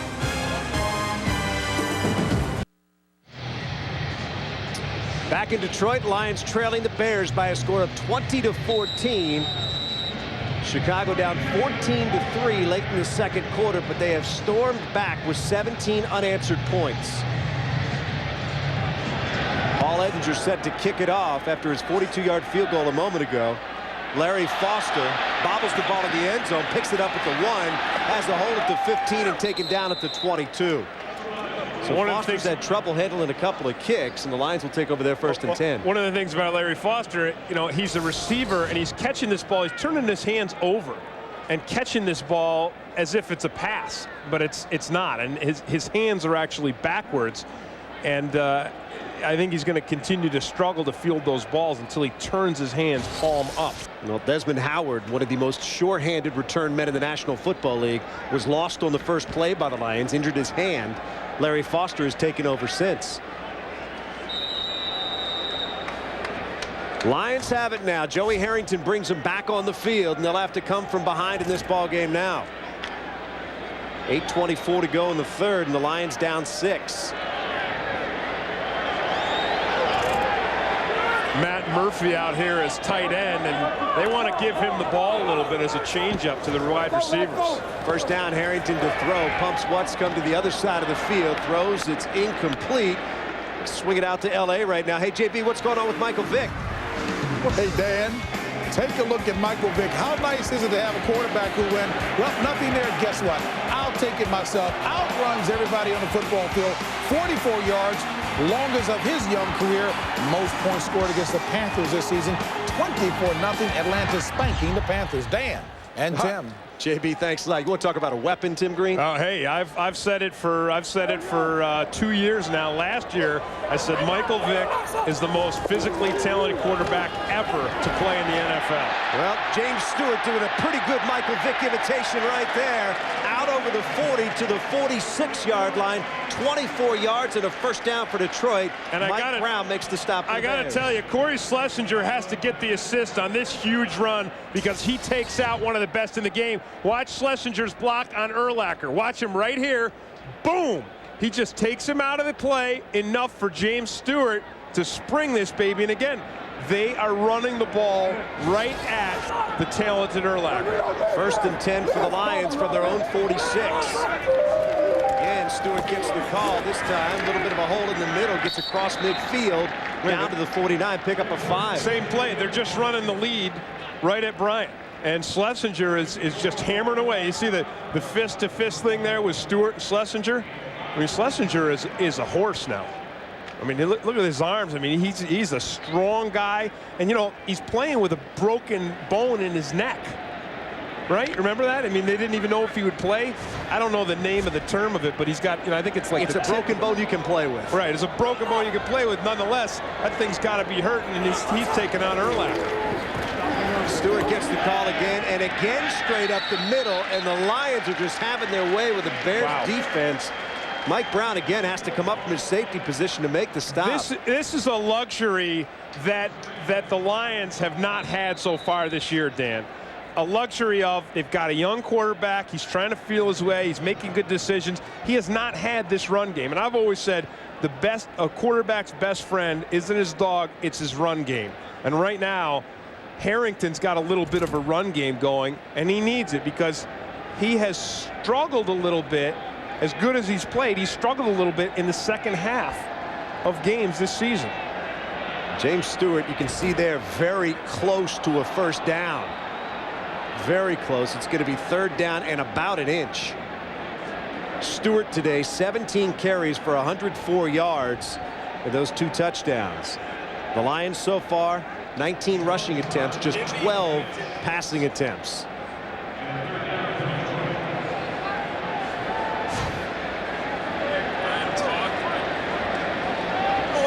So on third down and 1, the Lions will come back to the line. Brian Urlacher and the Bears are going to have to figure out some way to plug up the middle of that defense. Short yardage offense for Detroit. Stewart gets the call. Hole over the left side, into the open field, down inside the 40 to the 36. Bobby Howard with a tackle for Chicago, but not before James Stewart picks up 8 more. James Stewart just having a huge day today. As I said, you want to help your quarterback out. Here's what Harrington's done. He's had his biggest numbers here in the first half, and then all games that he's played in the second half, not quite as pretty. Lions let a lead slip away a week ago in Minneapolis. Trying not to do the same thing here today. They've already fallen behind after leading 14-3. This time it's Avion Kason who finds some room. So it doesn't seem to matter which back the Lions have in right now. Their running game is in high gear. Mike Caldwell finally making the stop for Chicago. And Bears defense has got to do a gut check right now because this is an unusual thing for them. One thing they've been able to do this season is stop the run. They lost Ted Washington early, and they felt like that was going to be a big loss for them, and it was. But Keith Traylor picked it up. Alfonso Boone had played pretty well. You've got Urlacher right there in the middle. Well, right now, the Lions are just pushing it right down their throat. Pickup of 8 on first down, second down and 2 for Detroit. It's Larry Foster in motion. Stewart gets the call, falls ahead, first down, inside the 25 to the 24. So this has been nothing but the Lions' power running game, which really hasn't been evident so far this season until now. 19 carries, 116 yards for James Stewart. You see the current drive, 7 plays, 54 yards. And Corey Schlesinger is just going after it. He is just going after Brian Urlacher. And they are pounding it. It's just, you know, the thing you do is not only do you move the ball and score points, you wear a defense down, and you wear down the morale, too. First and 10, Stewart again getting the call, and again through the line of scrimmage. Inside the 20 to the 19, pickup of 5. It'll be second and 5. I wish you could have said, did you see Ray Brown after that? He's just shaking his head. He's like, yeah, because you're an offensive lineman. This is exactly what you love. You just want to keep doing it. You just like, hey, we are pounding them. We're driving them off the ball. You could have an offensive line. They're like hound dogs now. They'll run all day. They will do that all day long. If you let them block and run straight ahead, and they get on a roll, they do not want to stop to throw the ball. Second and 6. They won't throw it here either this time. Stewart will try it outside and again finds room. A flag comes in late. Mike Caldwell made the stop. It would be a first down Detroit, but it looks like this one is coming back, and it will.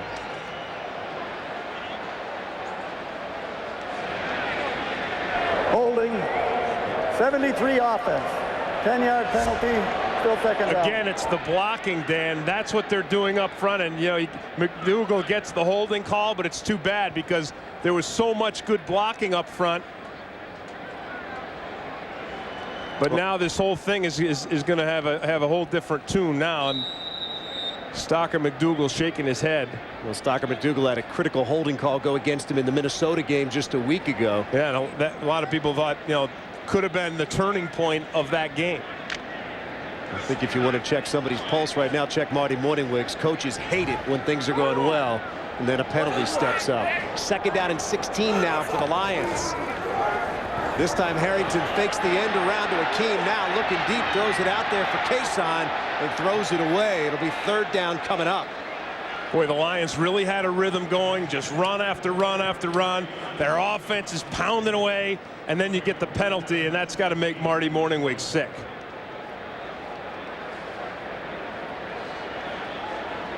Well, Marty Mornhinweg has been through his share of close games.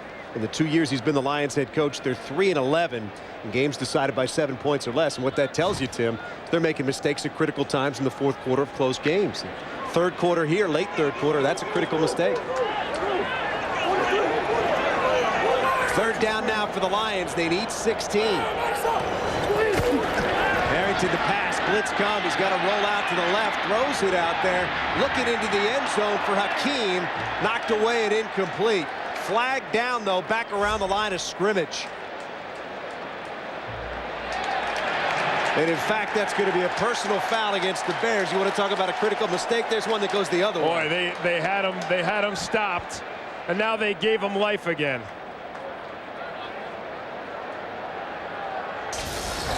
Personal foul, roughing the passer, number 93, leading with an elbow, 15 yards. Philip Daniels hits Harrington in the head, and you can't hit the quarterback in the head. Boy, Jerry Azuma had some really clutch coverage downfield. He was man-to-man on Azazir Hakeem. He kept his coverage.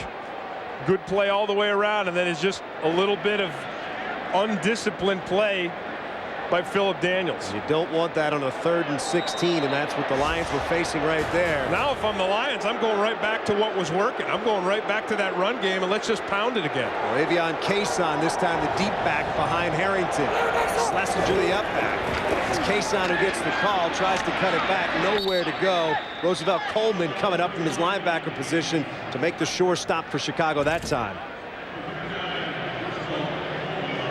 Yeah, that was actually a run blitz, and Roosevelt Colvin was shooting the gap to the inside.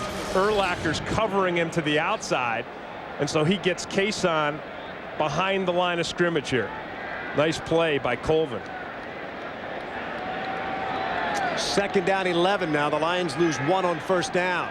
And you have to wonder, is James Stewart hurt, Dan? Because he's still out of the game. Stewart is on the sidelines with his helmet off for the moment. Harrington gives to Kason again, trying the right side with blockers in front. Kason inside the 5, down to the 4. It'll be 1st and goal, Detroit. If it holds, there's a flag down.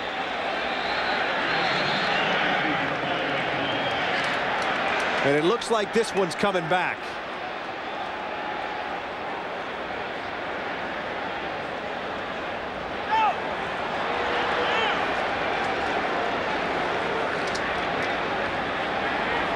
So another critical call against the Lions.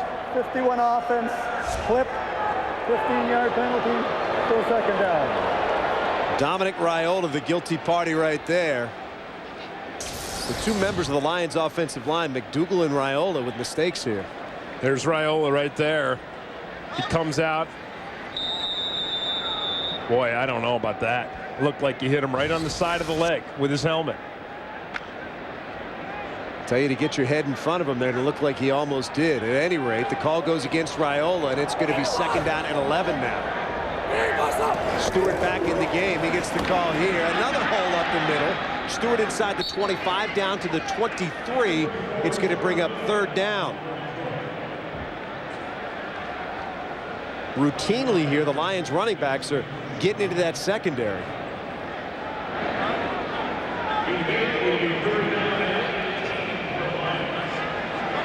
But after the penalty now, the Lions need a big chunk of yardage here. It's going to be 3rd down and about 18. And this is where the Lions have struggled all day today, has been on 3rd down. They're only 2 for 8 in 3rd down conversions.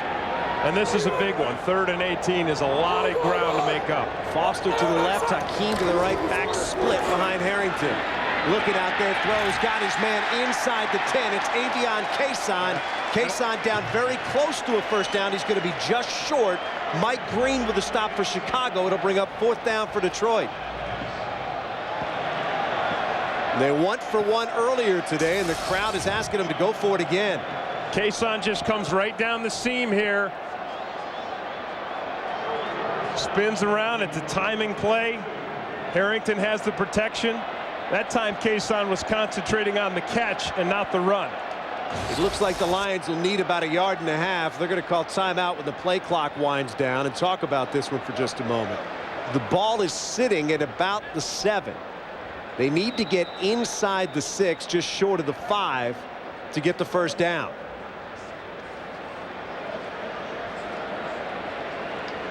And if the Lions, in fact, go for it, it's a chance for the Bears defense to make a big play. We'll get the decision when we come back.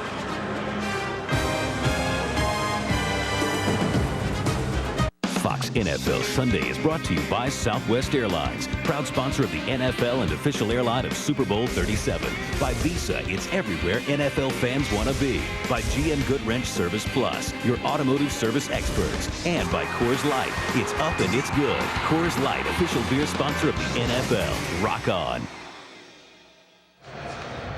Dan Miller, Tim Green back here at Ford Field. 4th down for the Lions, and that offense is staying on the field. They need about 1.5 yards to get a first down.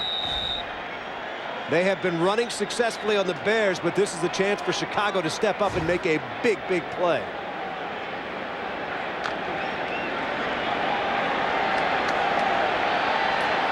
Tight end to the left side is Owens. The backs behind Harrington, Schlesinger, and Stewart.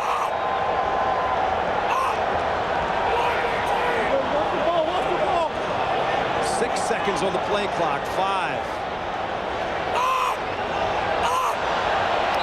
Aren't going to snap that football. Harrington was trying to draw him off sides. Flags come in. It'll be delay of game against the Lions, and now Jason Hanson comes on. So the Lions talked about it.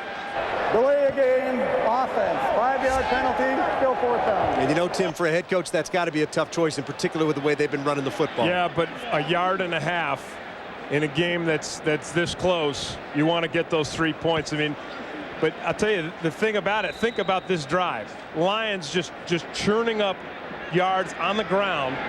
2 big penalties set them back on this one. One against McDougal, one against Raiola. Right now they're looking at Jason Hanson for a 30-yard field goal.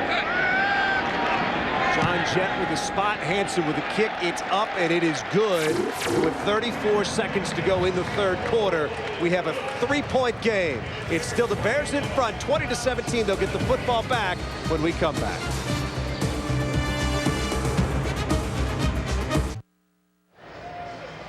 Dan Miller and Tim Green back in Detroit. Lions trailing Chicago 20-17. The Bears are going to get it back. Their offense has done a nice job since late in the 2nd quarter when Chris Chandler really got hot. Vinny Sutherland back to take Jason Hanson's kick.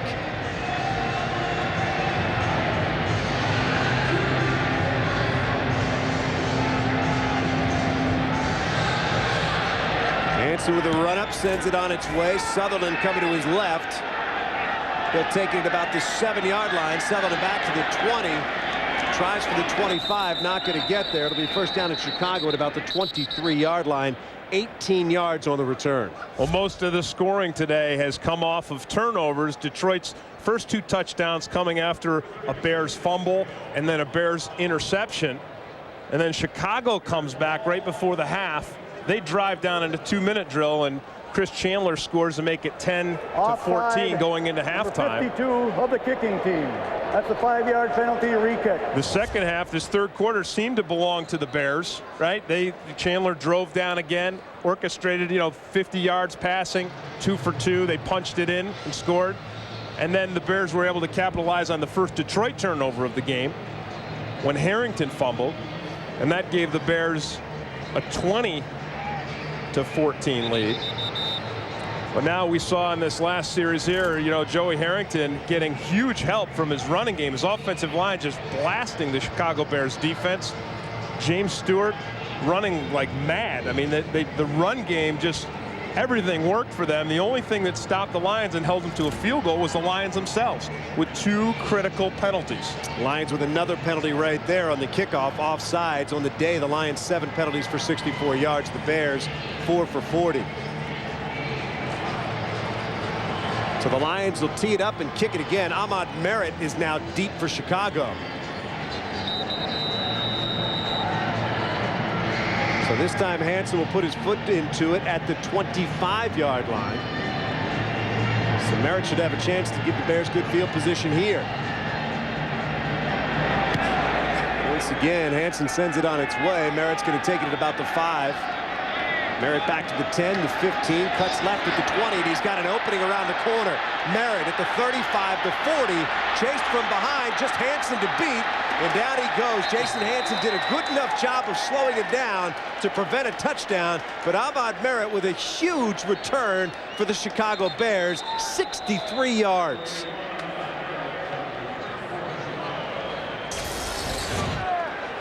Great blocking up front by the Bears. The wedge works. Everybody gets a man. And I really like the way Merritt sets this up. He sells it to the middle, and then he breaks it to the outside. 63 yards on the return, and Chris Chandler and the Bears have great field position at the 32-yard line. Richard Jordan made his first National Football League start in 3 years. Hurt on that kickoff down on the field for the Lions, being attended to by the Lions staff. 15 seconds to go in the third quarter. Chicago leading Detroit 20-17. Back with more after this. Back in Detroit inside of Ford Field. Bears leading the Lions 20-17. Richard Jordan still being looked at by the Lions staff. Jordan got the start at outside linebacker for the Lions today. You know, one thing, a lot of times when you have an injury, people think that, you know, is it a turf injury? And here at Ford Field, they have something that's called field turf, Dan, and it's hugely different than the turf, the artificial turf that the Bears are playing on in Champaign, which is called AstroPlay.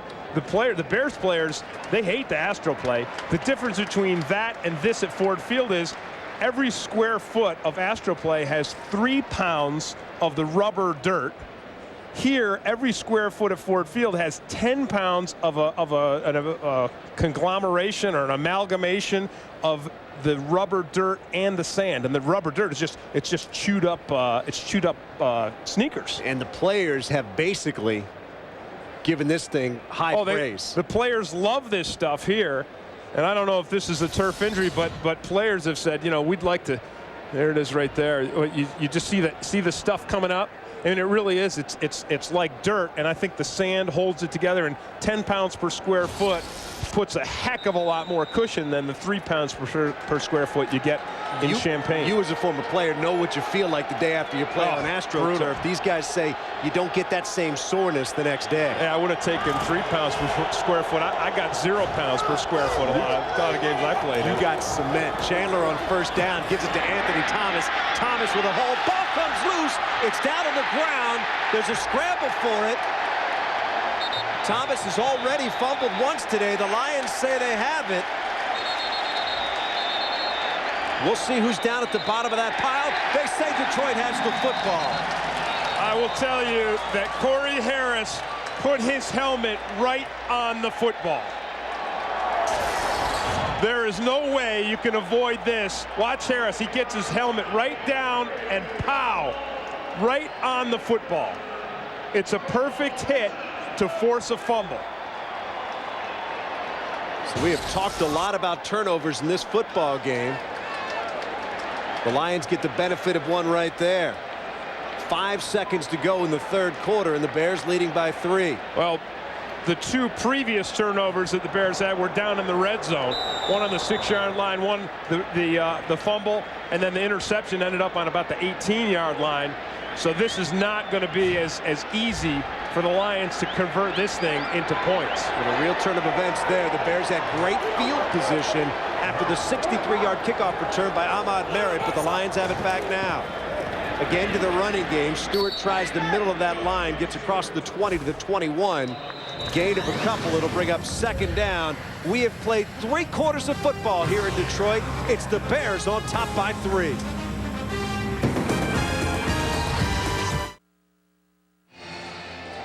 Getting set to go in the fourth quarter. Chicago leading 20-17. Dan Miller and Tim Green with you. And Tim, interesting matchup at quarterback. We have Chris Chandler in his 15th year. Joey Harrington is just his 4th start. Yeah, so you think Chicago certainly has the edge, and I would say they definitely do, except for the latest development, which is the Lions just able to run the ball right through the Chicago Bears defense.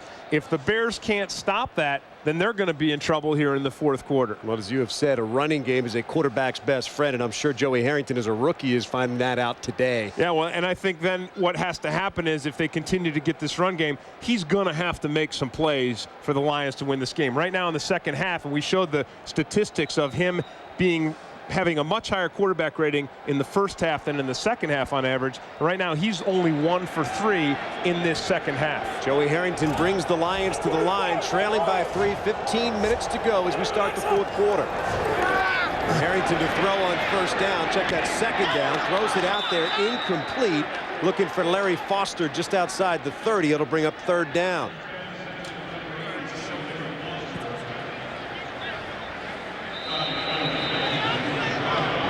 Ray Brown is the injured Lion down on the field. He's down, but looked like he was smiling. Well, we talked about Harrington, Dan, and we talked about the first half, second half, and here's those numbers again. And you know, the interesting thing is this right here, what those great numbers in the first half, a result of those scripted first 15 plays, which Harrington knows these are the plays are going to be. He's run them all. He's very comfortable with them. But now you get into this and you got pressure on you and things start to become, unscripted. Well, we're going to see how Joey Harrington will react here in the fourth quarter in just a couple of minutes. We'll take a break and come right back. Fox NFL Sunday is brought to you by I Spy in theaters everywhere November 1st. By Microsoft, providing software for the agile business. By Sprint, introducing PCS Vision, clearly a whole new way to look at wireless. And by KFC. There's fast food, then there's KFC.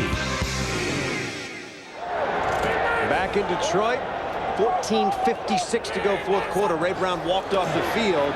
Lions now with it. Joey Harrington on third down, throwing it out, got it complete. Jermaine Crowell with his first catch of the season, and it's a big one. Todd McMillan makes the stop, but not before Detroit is able to move the chains. Third down where they've struggled. Look, this is the play before, and you're going to see the ball is thrown behind Larry Foster, low and behind him. That enables McMillan to make the play. Now this last play here, a third down play, which is even more clutch, and Harrington delivers the perfect pass. Jermaine Crowell had surgery on both knees during the offseason. This is his first game that he was eligible to come back after being on the physically unable to perform list. First down now.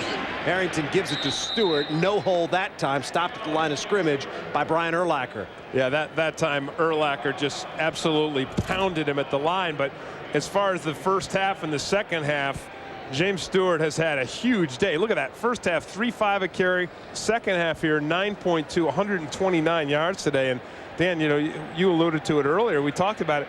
Stewart running as well and as hard as I've seen him. James Stewart certainly has been the guy and will be the guy that if the Lions are going to have a running game, it's going to have to come on the wings of James Stewart. But he's had help today. A lot of holes out there. Gets the call here. This time tries the left side with Schlesinger in front of him. Stewart across the 40, across the 45, taken down there. Jerry Azuma and Mike Green making the stop, but not before a 13-yard game and another first down for Detroit. Boy, Ray Brown just makes an unbelievable block. Ray Brown blocks out 2 guys on this play. Watch Brown. He's going to pull out. And watch what he does on the corner here. He gets Phillip Daniels out, and he takes out the linebacker as well. And so now it's just, boy, it's just open season for Ray Stewart. Look at Schlesinger. He says, oh, Ray Brown got 2. Now I could just hunt someone else down. First and 10 from the 44 now for the Lions. Harrington to pass on first down. Throws it out looking for Foster. Incomplete. The pressure was coming that time. Yeah, too much heat on Joey Harrington. And, that's the thing that Harrington has done so well. And we talked about Chris Chandler being a guy that hangs onto the ball and looks for the deep ball and gets a sack. Probably the most impressive thing about Harrington, or one of the most, is he gets rid of the ball quickly. He makes those quick decisions, and offensive linemen love that because he doesn't take a lot of sacks. Well, the one thing the Bears told us when we met with them is we're going to try to put pressure on him and make him make mistakes, but if we find out he can handle it, we got to go a different direction. And the Bears will be trying to bring the pressure right here on second down and 10. Harrington and the Lions down by 3. Again, it's Stewart with a call. Not much. Gets maybe a yard. It'll bring up third down and 9. Mike Caldwell coming up to make the stop that time. Well, James Stewart has had success all over the field today, but most of his success has come right up the middle. I mean, look at that. Who would think that? Right there, 80 yards, 14 carries, 80 yards, and a touchdown right at Keith Traylor and Brian Urlacher, who are, and you know, Mike Brown's is the third level, so that's the strength of the Bears defense. Right up the center, you got Traylor on the first level, Urlacher on the second, Mike Brown on the third, their best players, and that's where Stewart's picked up 80 yards. Stewart off the field this time. Corey Schlesinger, the lone back on 3rd down and 9. Harrington with time throws it out looking for Scotty Anderson, overthrows him, and that'll bring up 4th down. And he had Scotty Anderson out there. You could tell by his reaction, Tim. He knows he missed an opportunity there. Yeah, I mean, Anderson separates himself nicely from the coverage. Look at that right there. I'll tell you one thing, though. Anderson at least ought to put his hands up. You know what I'm saying? I mean, even if it was overthrown, and Harrington knows it, but goodness gracious, at least throw him up there. Scotty Anderson in his 2nd year out of Grambling. Backup receiver for the Lions. Jets punt, takes a Lions bounce right at the 1. How about that? That is a well-trained football if you're a Detroit Lion fan. 53 yards on the punt. The Bears will be backed up when we come back.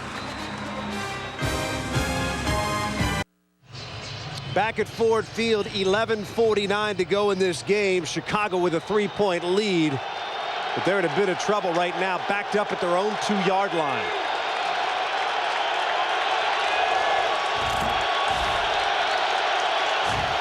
Sellout crowd making noise. Anthony Thomas gets the call, finds a hole, big run, gives him some breathing room out near the 9-yard line. Don't forget, coming up next in the second half of our doubleheader, Stephen Davis and the Redskins trying to get past Brett Favre, and the Packers or the Buccaneers will battle the Eagles, but the Cowboys will take on the Cardinals. Tim, we got a full day of NFL action right here on Fox. But I can't wait to see Redskins Packers. I mean, no, Brett Favre is just having a spectacular season. For the Redskins, they lost last week to New Orleans, and Patrick Ramsey, their rookie quarterback, the heat is going to be on him because the only way to beat the Packers is score a lot of points, because you know Brett Favre is going to light up the scoreboard. 2nd down. Again, it's Thomas with the carry. Tries the left side this time, moving the pile, getting a 1st down, and the Bears have gotten themselves out of some trouble. Yeah, good job for Anthony Thomas. And, you know, the thing for Thomas is he is going to be just pillared in Chicago for the 2 fumbles he's had today. So he needs to continue to drive his team downfield, and if they win, all will be forgiven if he continues to run the way he's running right now, averaging 4.2 a carry. So he's doing good there, but he's lost 2 fumbles. He needs to have a big game, and he needs the Bears to win. It is amazing how many ailments winning can cure. 18 carries, 74 yards for Thomas. Nothing on his 19th carry. Might have lost one. Dante Curry coming in to make the stop. And again, that'll bring up 2nd down. And again, Anthony Thomas doesn't get it. Let's take a look at the 2 fumbles. One, it's a nice strip by Luther Ellis, and that one you may blame on Anthony Thomas. That one you say, well, hey, you know, you got to hang onto the ball. The second one, Corey Harris, if a defensive back runs up, gets his helmet right up under and pops the ball, there is no one in the game that can hang on to that football. I don't care what anybody says. Anthony Thomas and the Bears facing a 2nd down and 12 now. And you see his numbers so far this afternoon. Again, he gets the call. Cuts back. Looked like there was a hole. Closed up quickly. Chris Claiborne from his middle linebacker position. 3rd year out of USC. You know, and I don't know. I mean, you're 2nd long, and Chris Chandler has had such a good day. I mean, the best thing about the Bears offense today, Dan, really has been Chandler in these passing situations, the 2-minute situation. You've got the big receivers. You know, you've got those smaller defensive backs, some inexperienced defensive back for the Lions. You've got Todd Light out there, who's, you know, a little bit on in years. You've got Goodman. And you've got Cash, who are both rookies. I think you go to the air on 2nd down. Don't wait till 3rd down. Well, he'll go to the air here. 2nd, 3rd down, and 12. All sorts of movement up front. Flags fly. Play is whistled dead. And DeVries is clapping his hands as if it was the offensive line that moved.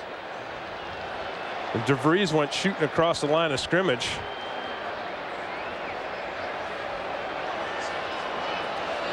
Well, the officials huddle on this one, and we'll see what the verdict is in just a moment. It looked like Valerio just flinched just a bit. Yeah, and Chandler again with a hard count. Nose tackle defense. 5-yard penalty. Still third down. Well, I don't know about that. So that one's going to go against the Lions. And as you said, it did look like as Chicago jumped, but nevertheless, it's going to go against Detroit. I really watch Valerio right here. Yeah, he moved. That was a bad call by the officials. That was just a bad call. Instead of 3rd and 10, Chicago now facing a 3rd and 5. Marty's got to be just crazy. Crazy. Marty Morningwig feeling the anger of a couple of tough seasons in which the Lions have A, had things go against them, and B, made their own mistakes. So on 3rd down, Chandler looking for the 1st down. Nice play out there by one of those young quarterbacks you're talking about, Andre Goodman. Andre Goodman's coverage is outstanding on this play.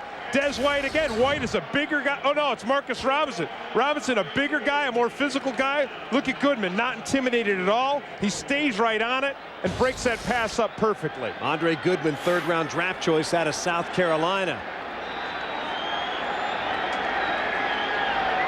And the Bears will have to punt it away. Oz Hakeem back deep for the Lions. Good punt.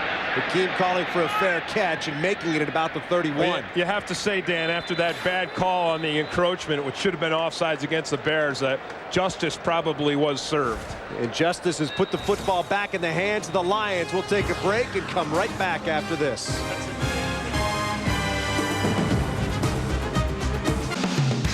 Fox NFL Sunday is brought to you by the new H2.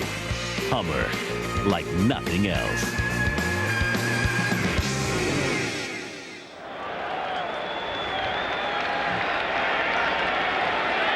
All right, 1st down and 10 now for the Lions. They've got the football back, but they trail by 3. Chicago looking to its defense for a big stop. Joey Harrington on 1st down throws. Has Stewart at the 30, cuts it up to the 35, and out of bounds at the 38. It'll bring up 2nd down. We would like to welcome the men and women in uniform serving around the world and watching Fox NFL Sunday. We hope you'll join us all season long on the American Forces Network. Our thoughts are with you, and so are our prayers. Yeah, and our thanks, too. Welcome you, and we thank you for what you're doing so that all of us can be back here and live in this, not to get sentimental, but this is the greatest country ever. Very, very good words and well spoken and true. 2nd down and 2 now. Harrington this time, the give is to Stewart. Tries the middle of the line. Can't find a hole there. It'll bring up 3rd down. Just mark that down as a win for the Chicago Bears front. Yeah, and the guy right in the middle of it is Grant. And it was interesting talking with Greg Blosh yesterday. He said, I'm going to put Grant in there, Ernest Grant. And I said, well, what's the best thing about him? He said, he's real big. I said, well, is he quick? He said, he's real big. And that 312, I think that's a bunch of nonsense. There's no way that guy's 312. He was 312 in the 8th grade. High school graduation, yeah. 3rd down and 1 now. Big play for the Lions and a critical play for the Bears defense. Harrington rolling out, looking for help. Whoa. It out there for Larry Foster. Incomplete. Brian Urlacher really coming and applying the pressure. Did you see what Harrington did, though? Nothing could be more insulting to Brian Urlacher than he stones Harrington, and Harrington gets up and slaps Urlacher on the back like, yeah, good shot, man. Urlacher is going to just nail him. And then Harrington gets up and he's like, yeah, hey, good shot. See you in a couple minutes. Man, I'll tell you what, Urlacher comes just straight through the line of scrimmage here and stones him. John Jett gets the punt away. Leon Johnson backs up to his 8. Johnson makes the first tackler miss, gets out to about the 12. Stopped there, though, and that's where the Bears will take over. A 52-yard punt, a 4-yard return. Chicago's got it back and leading 20-17.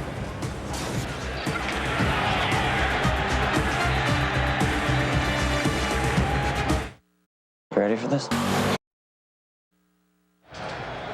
Back in Detroit, it's the Bears leading by 3. The offensive leaders for Chicago today. Chris Chandler, touchdown pass, 157 yards in the air. Anthony Thomas, 20 carries for 74 yards. Des White, 3 catches for 70 yards. 1st and 10, Chicago here at their own 13. On first down, Chandler's going to give it to Anthony Thomas. Dives forward across the 15 to the 16. Picks up a couple. That'll bring up second down.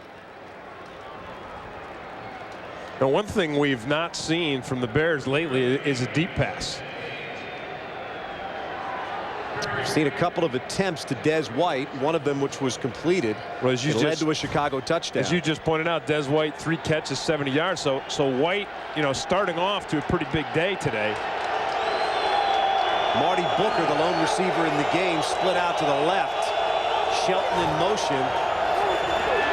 Fake the give. Now they throw it to Shelton at the 15. Gets to the 20. Met there. He'll come up just short of a first down. It'll be third down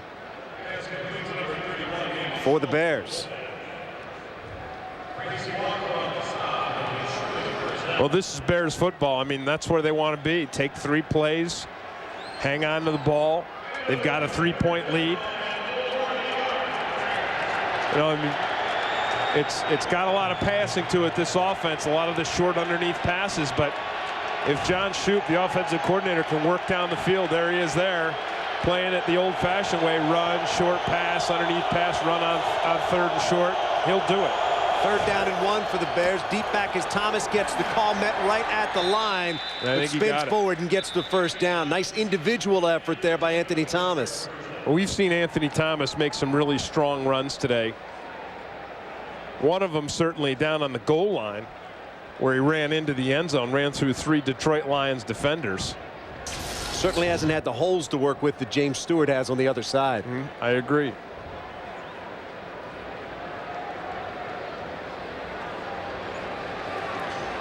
Thomas getting just enough to move the chains, and the clock certainly working in the Bears' favor at this point, leading by 3 with 5 minutes and 15 seconds to go.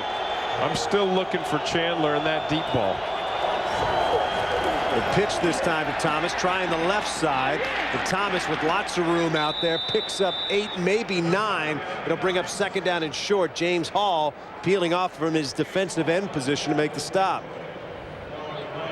Another nice strong run by Anthony Thomas. Don't forget, coming up tonight, game 2 of the World Series, Giants and Angels. We talked about Barry Bonds' home run. Don't forget, there is a football tie-in here. JT Snow with a home run last night that resulted in the winning runs for the Giants. JT Snow's father, Jack, longtime receiver for the Rams and a fine receiver in the NFL. And JT Snow also had a huge defensive play where he caught a foul pop-up last night. Slipped, fell, hung onto the ball. His dad caught 340 passes in the NFL. Every little thing counts when you get to this point. Second down and short. Again, the give is to Thomas. James Hall again making the stop. Going to be very close. Looks like he might be just short. Game 1 recap. Giants, of course, won by a score of 4-3. Barry Bonds with a home run in his first ever World Series at bat. JT Snow, as we said, the 2-run homer in the top of the 6th. Troy Gloss, a big game for Anaheim. And Bonds, he has just had a huge postseason. Started out with that home run right out of the bat. JT Snow, 2-run homer and the big play on defense. So tonight it's going to be Kevin Appier pitching against Russ Ortiz. Russ Ortiz getting the ball tonight. And you know what? This will be. I didn't know you spoke Spanish. Speak baseball every now and then. Just take a look at some of the highlights from last night, and it was an exciting game. And as you said, there's some critical plays in there. Barry Bonds, would they pitch to him, Tim Green? Yes, they did. And there it goes. Barry Bonds connecting, home run right there. Barry Bonds in the 6th inning needed his teammate to help him out as well. Up 2-1. You can make it 4-1 after that one. JT Snow only had 6 home runs during the regular season, but that one provided what would ultimately be the winning margin. There you see tonight's matchup. Ortiz has got it done in the postseason, 2-0. Appier 0-1. Be a good matchup tonight. Angels try to draw even with the Giants. Saw the Rally Monkey on the pregame show. I did see that. Angels Rally Monkey with Jimmy Kimmel. Jimmy Kimmel, absolutely. Looks like the Rally Monkey brought him some luck because he picked the Bills as his upset special. The Bills right now over the Dolphins 23-10. Jimmy Kimmel's going to hit after a 1-3 week last week. Oh, he's been awful this season. Jimmy Kimmel's been taking his lumps so far. But that could be a very big win for him. I think soon they're going to ask Jillian Barbieri to start making the picks. We'll have to wait and see what happens. Her and Terry apparently getting very close as well. A date this week at the library. Maybe they picked up one of your books. I don't know. 3:39 to go here. It is going to be 3rd and very short for the Bears. And they've given the Lions a steady dose of Anthony Thomas so far.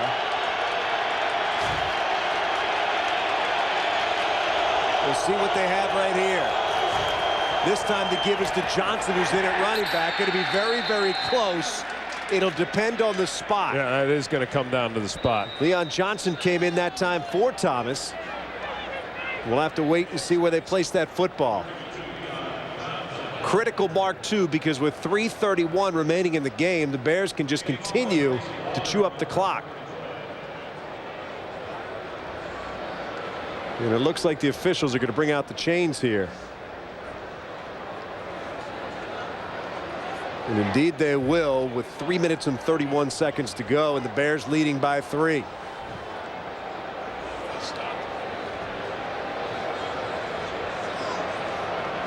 They needed to get to just outside the 39-yard line, and it looks like they did. First down, Chicago, and that is a big, big first down for the Bears. And this is a 4-minute offense. In a 4-minute offense, you got the lead. You want to just use up the clock and run the ball and play it conservative, right? The Bears trying to snap a 3-game losing streak. They need this football game. 13-3 a year ago. 2-0 with a 20-0 lead on the Saints this year. And now they've dropped their last 3, including that blown lead in that game. 3:10 and counting here. Chandler with the give. Not much room in the middle of the line. Out to maybe the 35, and the Lions are going to use their first timeout. Anthony Thomas got maybe a yard. That'll bring up 2nd down. So the Lions are now playing against the Bears and the clock at this point. Right, look at this right here. 7 plays, 22 yards, but 4 minutes and 5 seconds off that clock. Again, that's Bears football for you. That's what they want. Just grind it out. Try to get out of here. As you said right from the start, they come out 2-0. They drop 3 straight, lose some very close games. Bears trying to get it right here. And if they get out of this one, they are going to look back and say, we were lucky because you turn the ball over 3 times and you give up those kinds of points. It takes a lot of good effort in other areas to overcome that. Anthony Thomas, again, he is going to, people are going to talk about those 2 fumbles he's had all next week unless they win, and then they'll be talking about how he was able to grind it out. Right now, 25 carries, 88 yards. He's done a good job here. Remember, this drive started on the 2. Bears with it. Thomas the lone setback now. Shelton in motion, trying the left side. Dives forward for a couple of yards, gets to about the 38. Dante Curry making the tackle for Detroit. That will bring up 3rd down. And Detroit will take their final timeout. So with 2 minutes and 52 seconds to go, the Lions have no timeouts remaining. And they need a big stop here. Chicago facing a 3rd and 6. Well, Dante Curry, who the Lions just picked up, makes a nice tackle on this. You see Claiborne out there out front. So you see Claiborne and Curry, both linebackers, getting out to the perimeter. And we talked about Brian Urlacher's exceptional ability to make calls, to make plays out here on the edge. Curry and Claiborne teaming up for a nice defensive play. Now the Bears in 3rd and long.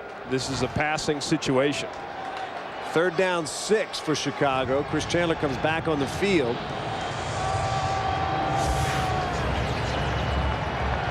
Coming up next, Redskins, Packers, Bucks, Eagles, Cowboys, Cardinals. We've got an exciting finish right here in Detroit. Chicago trying to hang on and protect a 3-point lead. The Lions want the football back. Lions with their dime package in. 6 defensive backs, 3 receivers for Chicago. Chandler rolling right. Pressure comes. Down he goes. What a big play. hit by Corey Harris, and the Lions will get the football back. Third sack of the day for Detroit, and that was one they sorely needed. We have seen Chris Chandler beat the blitz today. Lions gambling tremendously on this, locking the receivers up, man-to-man coverage. Harris comes on the safety blitz and takes Chandler down before he has a chance to make the throw. So the Lions are going to have to punt it away. Brad Maynard set to do that. Oz Hakeem back deep for the Lions. Maynard gets it away. Good high punt. Hakeem's going to have to call for a fair catch and make it at about the 21-yard line, and that's where the Lions will take over. A 53-yard punt by Brad Maynard. Well, anytime you're going to come with a blitz, you're going to have to isolate your defensive backs. So you're going to have man coverage all the way around here, and then you send the safety, and there's excellent coverage downfield by the Lions, young and undersized secondary. Goodman out there, Chris Cash out there, and now Harrington's got to make something happen. Look at this. We talked about first half, second half. Look at first half, 7 for 11, 91 yards. In the second half, look how he has struggled. So his tendency to play really well in the first half, when you've got these scripted plays, and then have some difficulties in the second half, has held true. We'll see if he can take this thing and turn it into a last-minute drive here. First down and 10 from their own 22. Harrington with pressure coming, throws it out and just throws it away. It's going to be incomplete. That'll bring up second down. And the Bears were asking for a grounding call there. And they're pleading their case right now with the officials. And the Bears on that play, they came with just a 4-man rush and got that pressure on Harrington, but a lot of it is right here. Roosevelt Colvin, remember, 8 sacks, leading the National Football League. That was Mike Caldwell, actually. Boy, Mike Caldwell looked like Roosevelt Colvin on that. Well, that was a heck of a rush against Stocker McDougal. Both Colvin and Caldwell are pleading their case right now. Intentional grounding. There was a receiver in the vicinity. Second down. There you go. So the Lions will keep it second down and 10 now. Ball still on the 22. And this is where you would figure that Roosevelt Coleman would be very, very dangerous, leading the NFL in sacks with 7 coming in today. Keep your eyes on number 59. Harrington with 4 receivers in the game. Pocket holds, throws it out there to Crowell. Crowell across the 30, dives ahead, close to a first down. Looks like he's got it at the 34. Jerry Azuma and Larry Wiggum make the tackle after a 12-yard gain. Bears come with a big stun up front. They blitz Colvin, they blitz Urlacher, but the Lions front does a fantastic job giving Harrington the protection he needs to keep this drive alive, and the Lions hopes 2 minutes remaining. Lions down by 3. Joey Harrington back on the field for the Lions, trailing by 3 leaders for the Lions offensively today. Harrington's thrown for 135 yards. Big day for James Stewart. 146 yards rushing. Avion Cason 3 catches for 57 yards. That tells you that Harrington really has not gotten the ball to his wide receivers today. Avion Cason is #1 receiver with only 3 catches. First down and 34. First down and 10 from the 34. Gets it to a wide receiver right there. Scotty Anderson across midfield. Did he hang on to the football? Yeah, that's the question down there. Looked like he had it and then had his feet down, and then it got popped loose. But that's what they're talking about down on the field. Remember the Lions have no more challenges. They can't challenge this. And they're saying incomplete. Oh, but it's inside 2 minutes, so it doesn't matter.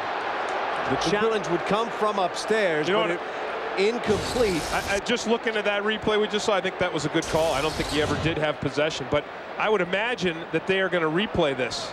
Oh, I don't know. You know what? That looks that looked like he had it. That one there looked like he had it. They got to review this upstairs. It's inside 2 minutes, so it would be a booth review. Well, it looked like Reggie Austin did a nice job. Marty Morningwing's holding up his hand saying, come on, give me a break. You have got to review that play. Remember, the Lions have no timeouts remaining, and there goes the review. Marty Morningwing finally puts his arms in the air. Marty's like, woo! We are reviewing the ruling on the field of an incomplete pass.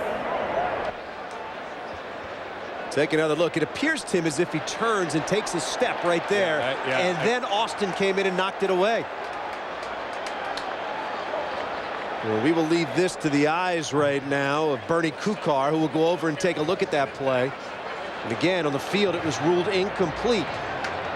And the Lions would have it 1st and 10 at about the 46-yard line inside Bears territory. Well, you know, we talked about Joey Harrington and how he's got to have a big second half, and most of his good play has been in the first half. The 2 losses he's had have come down to the last play of the game. This one here in Detroit, Ricks can't come up with it. This one here last week in Minnesota, Harrington throws an interception in the end zone. And so, as much as people are excited about how advanced he is for a rookie and how well he's played, you look at this problem here. The first half numbers have been fantastic. Second half, not quite so pretty. So Harrington needs to take that next step in his progression of playing in the NFL, and all the heat's on, and you know, a lot of times it does come down to the last throw and the last play, and that's where he needs to make the play. Lions trailing by 3 here. Harrington and the rest of the Detroit team hoping for a reversal from referee Bernie Kukar. You know, I do have to say this about Harrington. I think that his level of play for the amount of experience he has is extraordinary. I mean, it is very unusual for a guy in his 4th NFL game to come out and do the things as well as he's done them. When you're the 3rd pick overall in the NFL draft, there's a pretty good chance you can play. But as you said, Tim, and you played the game, not many people are expected to come in and take off this quickly. It just happens so fast. I mean, really, it's like being put down in the middle of a busy interstate. That's how I always compare what it's like to be in the NFL. Everything comes at you so fast, and it's so bewildering. And if you make the wrong step, you are going to be hammered. You're going to be knocked down. Well, what's the pat line that's almost become cliche at this point is that there's only one quarterback who's come in as a rookie and played well, and that was Dan Marino. Yeah, there really are not many guys that have come in and played well. And Dan Marino had tremendous help around him, right? Remember the receiver core that he had and the offensive line that he had? As we look at this again, now it was ruled an incomplete pass on the field. It is a booth review, and after reviewing the play, the receiver had possession of the ball, took 3 steps, somewhat out of bounds. It is a catch. It'll be first down. Lions are 3 for 3 on the challenges. One of them didn't even belong to Marty Morningwig. He used up both challenges, and he had plays called on the field that were overturned, and they were huge plays, too. The Lions get a big break right there as you take another look at it. Anderson spinning before the ball was knocked away by Austin. And the bottom line here is the Lions are going to have it 1st down and 10. Well, think about the other 49. Think about the other 2 challenges that the Lions won. They won one that put the Bears down on the 2-yard line, where they said Des White did not catch the ball after it was a rule to catch on the field. And then the Larry Foster fumble on the kickoff that was set up the screen here to Stewart. Stewart with a lot of room down near the 31-yard line, taken down there. And now the Lions are definitely in field goal range for Jason Hanson. 21 yards on the play. No timeouts for the Detroit Lions. You see that there. Good job on the Fox box. 1:30 to go. Harrington on 1st down throws. Got a man. It's Anderson at the 15. Down there. That'll be another 1st down for Detroit. What did Oz call him? He calls him striker. So why do you call Joe Harrington striker? He said the man throws a strike. That was a strike. See Jason Hanson on the sidelines if needed. The Lions would love to forget about that and score a touchdown. They don't want to score too quick. Remember what Chandler did in the last 2-minute drill. Anderson takes the catch and runs out of bounds. That'll stop the clock with a minute to go. And the Lions have it on the 12. Just to talk about how we've gotten to this point. Halftime, Detroit led 14-10. Chicago came back to take the lead. They have kept it. Detroit trying to take it back here. Turnovers, this has been key. Yeah, Chicago took Detroit took those 3 turnovers, turned them into 14 points. Detroit with 1 turnover, Harrington's fumble. Chicago able to get a field goal out of it. Anthony Thomas, big day today, but this is going to kill him, those 2 fumbles, if in fact the Lions are able to come back and win. Well, they're knocking on the door here. 2nd down and 7 from the 12. Harrington, straight drop, pocket holds, looking for somebody, gets it out to John Owens.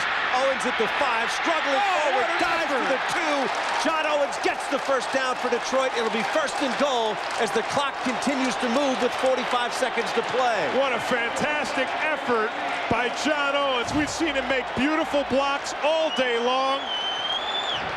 Harrington hustles the Lions to the line, tries the sneak, moves straight ahead. 31 seconds to play. Did he get in? He's doggone close. Still going. The referee has blown his whistle. The clock continues to tick with 20 seconds to go. The Lions will have to get to the line and kill the clock. Remember, Harrington's 2 losses have come on the last play of the game to Green Bay and to Minnesota. And with 11 seconds to go, Harrington kills the clock. They will get 2 cracks at the end zone from the 1. Boy, oh boy. And Harrington started to come to the sideline, and I think somebody reminded him this is not a timeout. How can you not just go right to, well, I don't know. What do you do? I mean, do you roll Harrington out, or do you go right to James Stewart? If you go to Stewart, the clock will not stop. It's your last play. The last play of the game. If you try a pass here, they could hustle Jason Hanson onto the field. Now, Chicago will take a timeout to talk about it. I think that's what you got to do. I think you got to go with the pass. You got to roll him out, give him some options, give him some space. But again, this game may come down to Joey Harrington, the rookie, in his 4th start, having to win it or lose it on the last play of the game. The safe and conservative play here would certainly be a pass, and I think that's the way Marty Well, yeah, because as you pointed out, and you're exactly right. If you pass it, there's still enough time. If it's incomplete, now you can roll your field goal team out and put this thing into overtime. 20-17, the Bears trying to hang on, but the Lions are inside the 1-yard line right now with 11 seconds to play.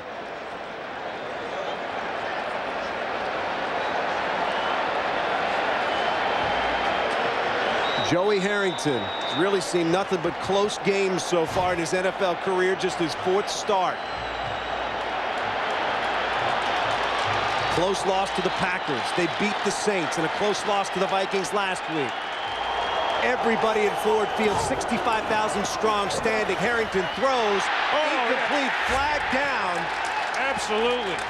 Now that will be a penalty against the Bears, but still, with 7 seconds to go, that could give the Lions a first down if in fact it's pass interference. It'll be a first down because even if it's illegal contact, it's going to be an automatic first down. Going to be half the distance to the goal line. There's Mike Green on Oz, no question about it. Probably not a bad decision by Mike Green, I got to tell you, because if Mike Green doesn't grab hold of Oz, that's a touchdown. Here's the question. With 7 seconds to go, do you have time for another crack, then get the field goal unit on? 6 seconds of play. So you've got 1 more pass play. Shaving it close there if it's a 6-second play. Hey, this is Marty Morningly, the guy who went for it on 4th and 1, right, in the first half. Remember that? You got that right. Great finish here in Detroit. Defensive pass interference, number 43, half the distance to the goal. First down. That ball is now 6 inches from the goal line. Marty Morningwig and his team just that close to a victory. Harrington now. Stewart is the deep back. Wide left is Foster. Empty back. They're going to pass it. No surprise there. An incomplete pass would stop the clock. Harrington throw it into the end zone. Incomplete. He had Corey Schlesinger all by himself on the far side of the field. 5 seconds to play. I tell you, they got time for 1 more really quick pass.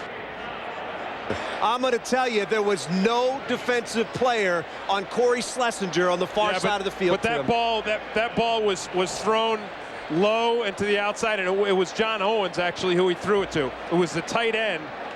It was the tight end John Owens who he threw this pass to. But if you looked on the far side of the field, look right there, see it? But on the far side of the field, Corey Schlesinger was standing by himself. Okay. There was not a bear within 10 yards. That I didn't see. I was looking at where he threw the ball. At any rate, Chicago's going to take another timeout here, and that'll give the Lions an opportunity to talk about it. Dick Duran trying to keep his defense stout up front.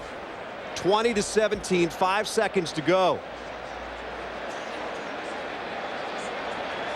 Really splitting hairs here. It'll have to be a quick play for the Lions so that they'll have enough time to get that field goal team out there if it's incomplete. How about Harrington? I mean, you have to be impressed with the guy's composure. Now that's the thing. You can have an arm and you can have all these things, but if you're going to play quarterback in the National Football League, you have to be composed. You have to have ice running through your veins in these types of situations. Keep your eye on that clock. Harrington going for the win, but still trying to protect the tie. Stewart is the deep back behind him. Now they split. Empty backfield.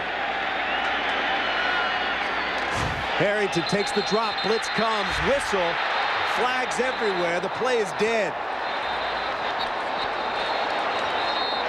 And we'll let the officials sort this one out again. Still 5 seconds on the clock. Because that play never happened. The initial signal was false start against the Lions. And so that play never went off, and that's why there's still 5 seconds on the clock. And the Lions are going to send in their field goal team right now. 49 offense, there was no play. Please put 5 seconds on the scoreboard clock. 5 seconds, thank you. Penalty called on Matt Murphy, a rookie out of Maryland. And that's a critical mistake because now the Lions have to go for a field goal. Can't try a play with 5 seconds to go and the ball at the 5-yard line. So Jason Hansen has come on, and he will try a 24-yard field goal. If the Bears could come up with a block here, this game would be over. They blocked 2 in the last 2 games. Hansen going for the tie. John Jett with a hold. Bradford batted the snap. Spot down. Kick is up, and it's good. And we are tied at 20 apiece, and there are still 2 seconds on the clock. Wow. What a sequence of events down on the goal line. We had everything down there, except people in Chicago will be quick to point out a touchdown. Well, I tell you, Joey Harrington did a beautiful job working all the way down the field. But when it came right down to it and they had those last few plays, John Owens was kind of open and he threw the ball behind him and a little low. And as you said, Corey Schlesinger wide open. But the field goal's enough to give the Lions a second chance and keeps them alive in this game. Well, you see, we've already got one final in overtime today. Denver over Kansas City. Broncos getting the victory, 37-34 in a wild one. And we've had a pretty interesting ball game here ourselves. 20-20 with 2 seconds to go.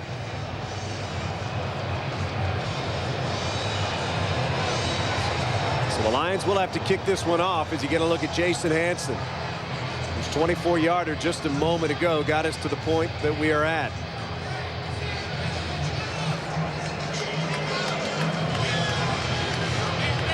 Schlesinger, broken back, broken bone in his vertebrae, has had a huge day blocking on those Bears linebackers today. And he has been instrumental in James Stewart's 146 yards. 2 touchdowns. Here we go, 2 seconds to play. Hansen puts his foot into it. Little squib kick taken down around the 26-yard line by Shelton. He'll stay down there and we'll head for overtime. 3 zeros on the clock, and these two teams will head to the extra period. The first one to score is going to win. What a game. Keep in mind, the Bears come in with a 3-game losing streak. Please put 1 second on the scoreboard clock. There will be one more play. 1 second. 1 second because the clock doesn't start to run until the ball is fielded by the receiving team. That's actually a new rule this year. But if you're Dick Duran, I would imagine at this point you're going to take the snap and head for overtime. Chris Chandler coming back out on the field. Chandler doesn't even have his chin strap.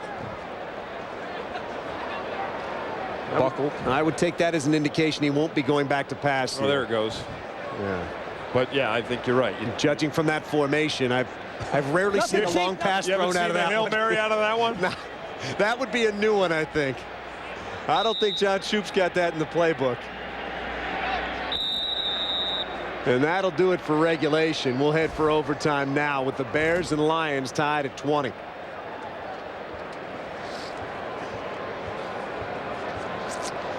We will have a coin toss. Wait and see which team ends up with it. Lots of momentum changes in this game between the Lions and Bears. Marty Morningwig's team able to march down the field with just over 2 minutes remaining to tie this game up. Another hard-fought NFC North matchup.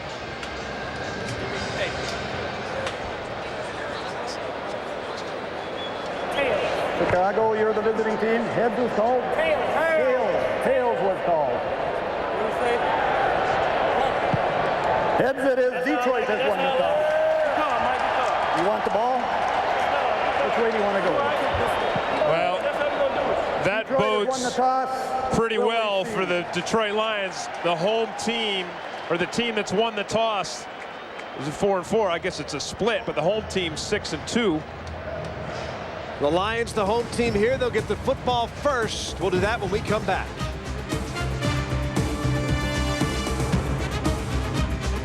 Paul Edinger set to kick off, and we are ready to go in overtime. Larry Foster back deep for the Lions, and that ball will go out of bounds, and that is a big mistake for Chicago. The Lions will get it 1st and 10 at their 40. So good field position for Detroit right off the bat. And keep this in mind too, Tim. We have two very good field goal kickers here, either one of which can go from 50+. Hansen did miss one today from 55, which, you know, usually with Hansen you think that he's going to make that one. Edinger hit from 53 earlier. So take a look at Jason Hansen. Lions will have the football first. Joey Harrington back on the field. I tell you what, the success the Lions had running the football, I'll be surprised if they don't come out and just try to pound it down the Bears' throat, especially in overtime. You're in your 5th quarter. Those big guys on the defensive front are worn out. First down, it is Stewart that gets the call. Spins at the line of scrimmage, still going, diving out to the 49-yard line, pickup of 9. It'll be 2nd down and 1. Just more of the same thing, Dan. Exactly what I thought, running straight at this Bears defense. But I tell you, James Stewart, the Lions are going to break this film down and say, you know what, if we could get this out of James Stewart every week, we don't have to go find ourselves a running back. Really, I mean, if he could stay healthy, if he could run the way he's run today, he has been outstanding. 2nd down and short. Gives to Stewart again. Stutter steps at the line. Looks like he's got the 1st down. Lions now into Bears territory. And that was smart by James Stewart. Just get the 1st down. Now today we've seen him, you know, start it one way. One play we saw him take it all the way back to the other side and have a big gain. I think that was his 24-yard run, his longest of the day. But on this one here, he goes, hey, let's just move the chains. We're doing well. Get the 1st down. 28 carries, 157 yards for Stewart. His career best, 164 against the Jets back in 2000, so he's closing in on that. Harrington again gives it to Stewart, trying the left side. Not much there. Taken down at about the 48. It'll bring up 2nd down. Nice play by Brian Urlacher to make the stop. Again, Urlacher is so dangerous to the outside when he runs free. And the Bears are now, they're taking Mike Brown, they're moving him up, so they're building an 8-man front. And that's what lets Urlacher run free to the sideline. No blocker. You see Urlacher? No blocker gets on Brian Urlacher because Mike Brown's up in an 8-man front. Again, I think that's smart by Greg Blosh. I think if you're the Bears, you want to make Joey Harrington be the guy to beat you. 2nd down and long here. They'll keep it on the ground. Stewart's got a hole over the right side. Stewart still going inside the 40, down to the 35. Another 1st down for Detroit. Mike Brown and Phillip Daniels team up to make the stop, but not before Stewart can add 14 more. And the Lions are now well within field goal range for Jason Hansen. This is all James Stewart. There's good blocking up front. Watch Stewart leap over Brian Urlacher. Look at that. Right there. Schlesinger gets a little block on him. Stewart leaps over him. Then he puts a move. James Stewart, I have not seen James Stewart run like this since he was in Jacksonville. I don't know if anybody has new career high 171 yards for James Stewart. He's the deep back right here. Lions with it, 1st and 10. Again, it's Stewart. Finds a little bit of room down to the 32. It'll bring up 2nd down. Picks up 3. We'll call it 2nd and 7. Ernest Grant, or what defensive tackle, makes the stop. What a great luxury for Marty Morningwig. You've got this young quarterback, and in the 2 games that he's lost, he's played in 3 games. He won 1 against the Saints. They were well ahead. The 2 games that he's lost came down to him having to make throws in the last minute. One's an incomplete pass, one's an interception to the Vikings, Corey Chavis, last week. But now you're in overtime. You can just rely on James Stewart and the running game. And let's credit the offensive line, too. Ray Brown has had a huge game today. 2 receivers to the right. They keep it on the ground to Stewart behind the line of scrimmage, and he's going to lose a couple, and that's a critical play and a big play for the Bears because the Lions are trying to protect field goal range here. Well, this time the Bears just get tremendous penetration, and it starts with Roosevelt Colvin. He's the guy right here, and watch him get upfield and make this thing just go much, much deeper than James Stewart wants to take it. Joey Harrington came over to the sidelines to check on Stewart, who's going to be out for this play. Play clock down to 13 seconds. Lions facing a 3rd down and 9. Looking at about a 51 or 52-yard field goal from here. They'd like to get Jason Hanson a little closer if they can. They'll keep it on the ground. Schlesinger to the 30. And that'll bring up 4th down, and here comes Hanson.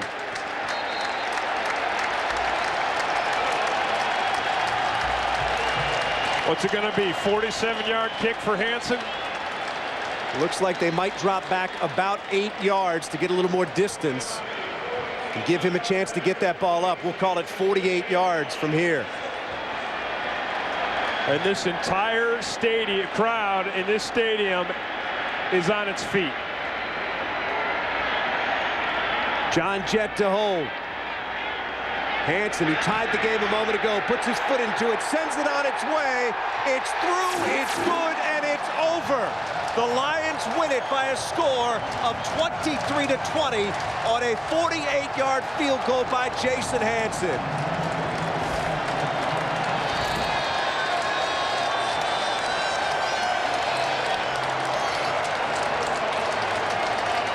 65,000 strong, standing and cheering here in the Motor City as the Lions come up with their 2nd victory of the year and the Bears fall for the 4th consecutive game.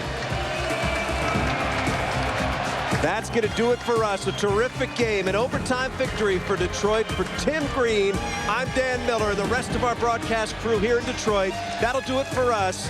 Thanks for watching. So long, everybody.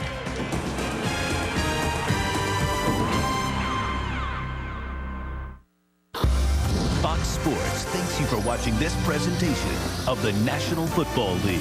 Stay tuned for the 2nd game of your NFL. Marty Morningweg says, wow, another mess to clean up. 2nd quarter, Lions down 3-zip. Joey handing to James. James Stewart straight ahead from 6 yards out.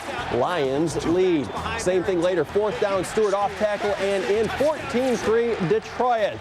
3rd quarter now, Bears are coming back. Chris Chandler, great poise in the pocket. It holds, he steps up, he fires. He's got Marty Booker, and we got a game. And we got the Lions trailing after Anthony Thomas bulls ahead, balancing out his 2 fumbles on the day. 2017 Chicago Lions going to use the 2-minute drill to get inside the 5-yard line. Several cracks at the end zone, but this one forced in would make them go for a Jason Hanson field goal. And Hanson, he's so money he doesn't even know it. Right down the middle, we go to overtime. In the overtime, the Lions win the coin toss, although this one wasn't fixed like the one on Thanksgiving Day a few years ago. They take the ball, they take it over the 50, and it leads to that big bear with big claws. Hanson, 48 yards through there. The Lions win. The Lions win. Joey Harrington solid again. No mistake on that 2-minute drill. Hanson, the hero, of course, and big ups to James Stewart. 174 yards on the ground. He's healthy and turning out to be the back the Lions wanted all along. Both the Lions and Bears now 2-4 on the year. So was it the Millen factor pushing the team to get the win? Did the president hide out and stay away from the squad today? Well, Brent Ashcroft has those answers because he was at the big game and got to see it all. Tim, the Lions offense certainly struggling all day today. Joey Harrington did not bring his A game, but fortunately for Detroit, James Stewart and Jason Hanson did. The Lions, a 23-20 thrilling overtime victory over the Chicago Bears. But that's not the only big story. The other big story today, Matt Millen's public apology for calling a Detroit Lions player a coward this past week on a Chicago Sports Talk radio show. I would hope I'd learn a big lesson, like any lesson, because those were careless words, and it's so you'd be smart. But would I stop talking to the players? Would I stop trying to help them if I can or correct if you can? No, you don't stop doing that. You just stop saying something so careless. We don't really get into things like that. We're just focused. Marty addressed the team, and we spoke about it. We kept it in-house, and we moved on, and we got ready for this game. I just think it, made the team bond, because when you call one player out, you call us all out. I don't think that, it affected us adversely or positively. I think that, guys just, kind of bonded together. And Tim, coming up a little bit later in the show, our Lions locker room segment returns. I will go one-on-one with head coach Marty Mornhinweg, talk about today's thrilling win, and I will discuss with him further Matt Millen's comment this past week.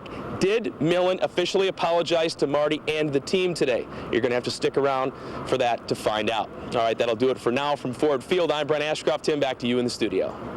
Thank you, Brent. We'll see you then. While the rest of the NFC North is mired in mediocrity, the Pack is certainly back. Green Bay 5-1 on the year as they prepare to entertain Steve Spurrier's Washington squad today.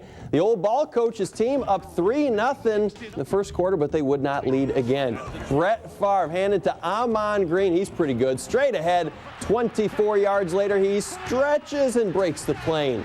Later on, same thing, this time shorter. Favre to Green. Still worth 6 points, and then easy pickings for the Packers. He would do it again. 30-9 the final. Pack now have a well-deserved bye week. Minnesota looking for 2 in a row at the Jets. Jets. Dante Culpepper picked off by Morris Lewis. It is New York ball. End of the half. Little hitch here coming up. Chad Pennington going to dump it off to Lavernius Coles. Little spin move there and in 10-0. And later on, Pennington going to hand it to Curtis Martin straight ahead 5 yards. Touchdown. Second half, Culpepper, another chance. He's going to put it up, but this one, just like the first one, will be picked off 20-7. Back in the loss column for the Vikes. Carolina Panthers at Falcons. Kalamazoo native and former Spartan T.J. Duckett going around the end. A little straight arm and in there. Takes a handoff from Michael Vick for the touchdown. Solid day for Duckett. 12 carries, 47 yards, and 2 touchdowns. Falcons get the easy win, 30-0. Last night it was the long ball that took center stage in the World Series. 3 big flies from the Giants overpowered Rally Monkey and the Angels to win Game 1 of the World Series. See if that trend would continue in Game 2. And it did. 5-0 Anaheim, 2 on for Reggie Sanders at the plate. Gone. Then David Bell. Gone. Tim Salmon. Bye-bye. Then Jeff Kent at the plate. See ya. Tied at 9 now. Bottom 8. It is a man on for Tim Salmon, and anything going this far ought to serve peanuts and complimentary beverages. 11-10 final.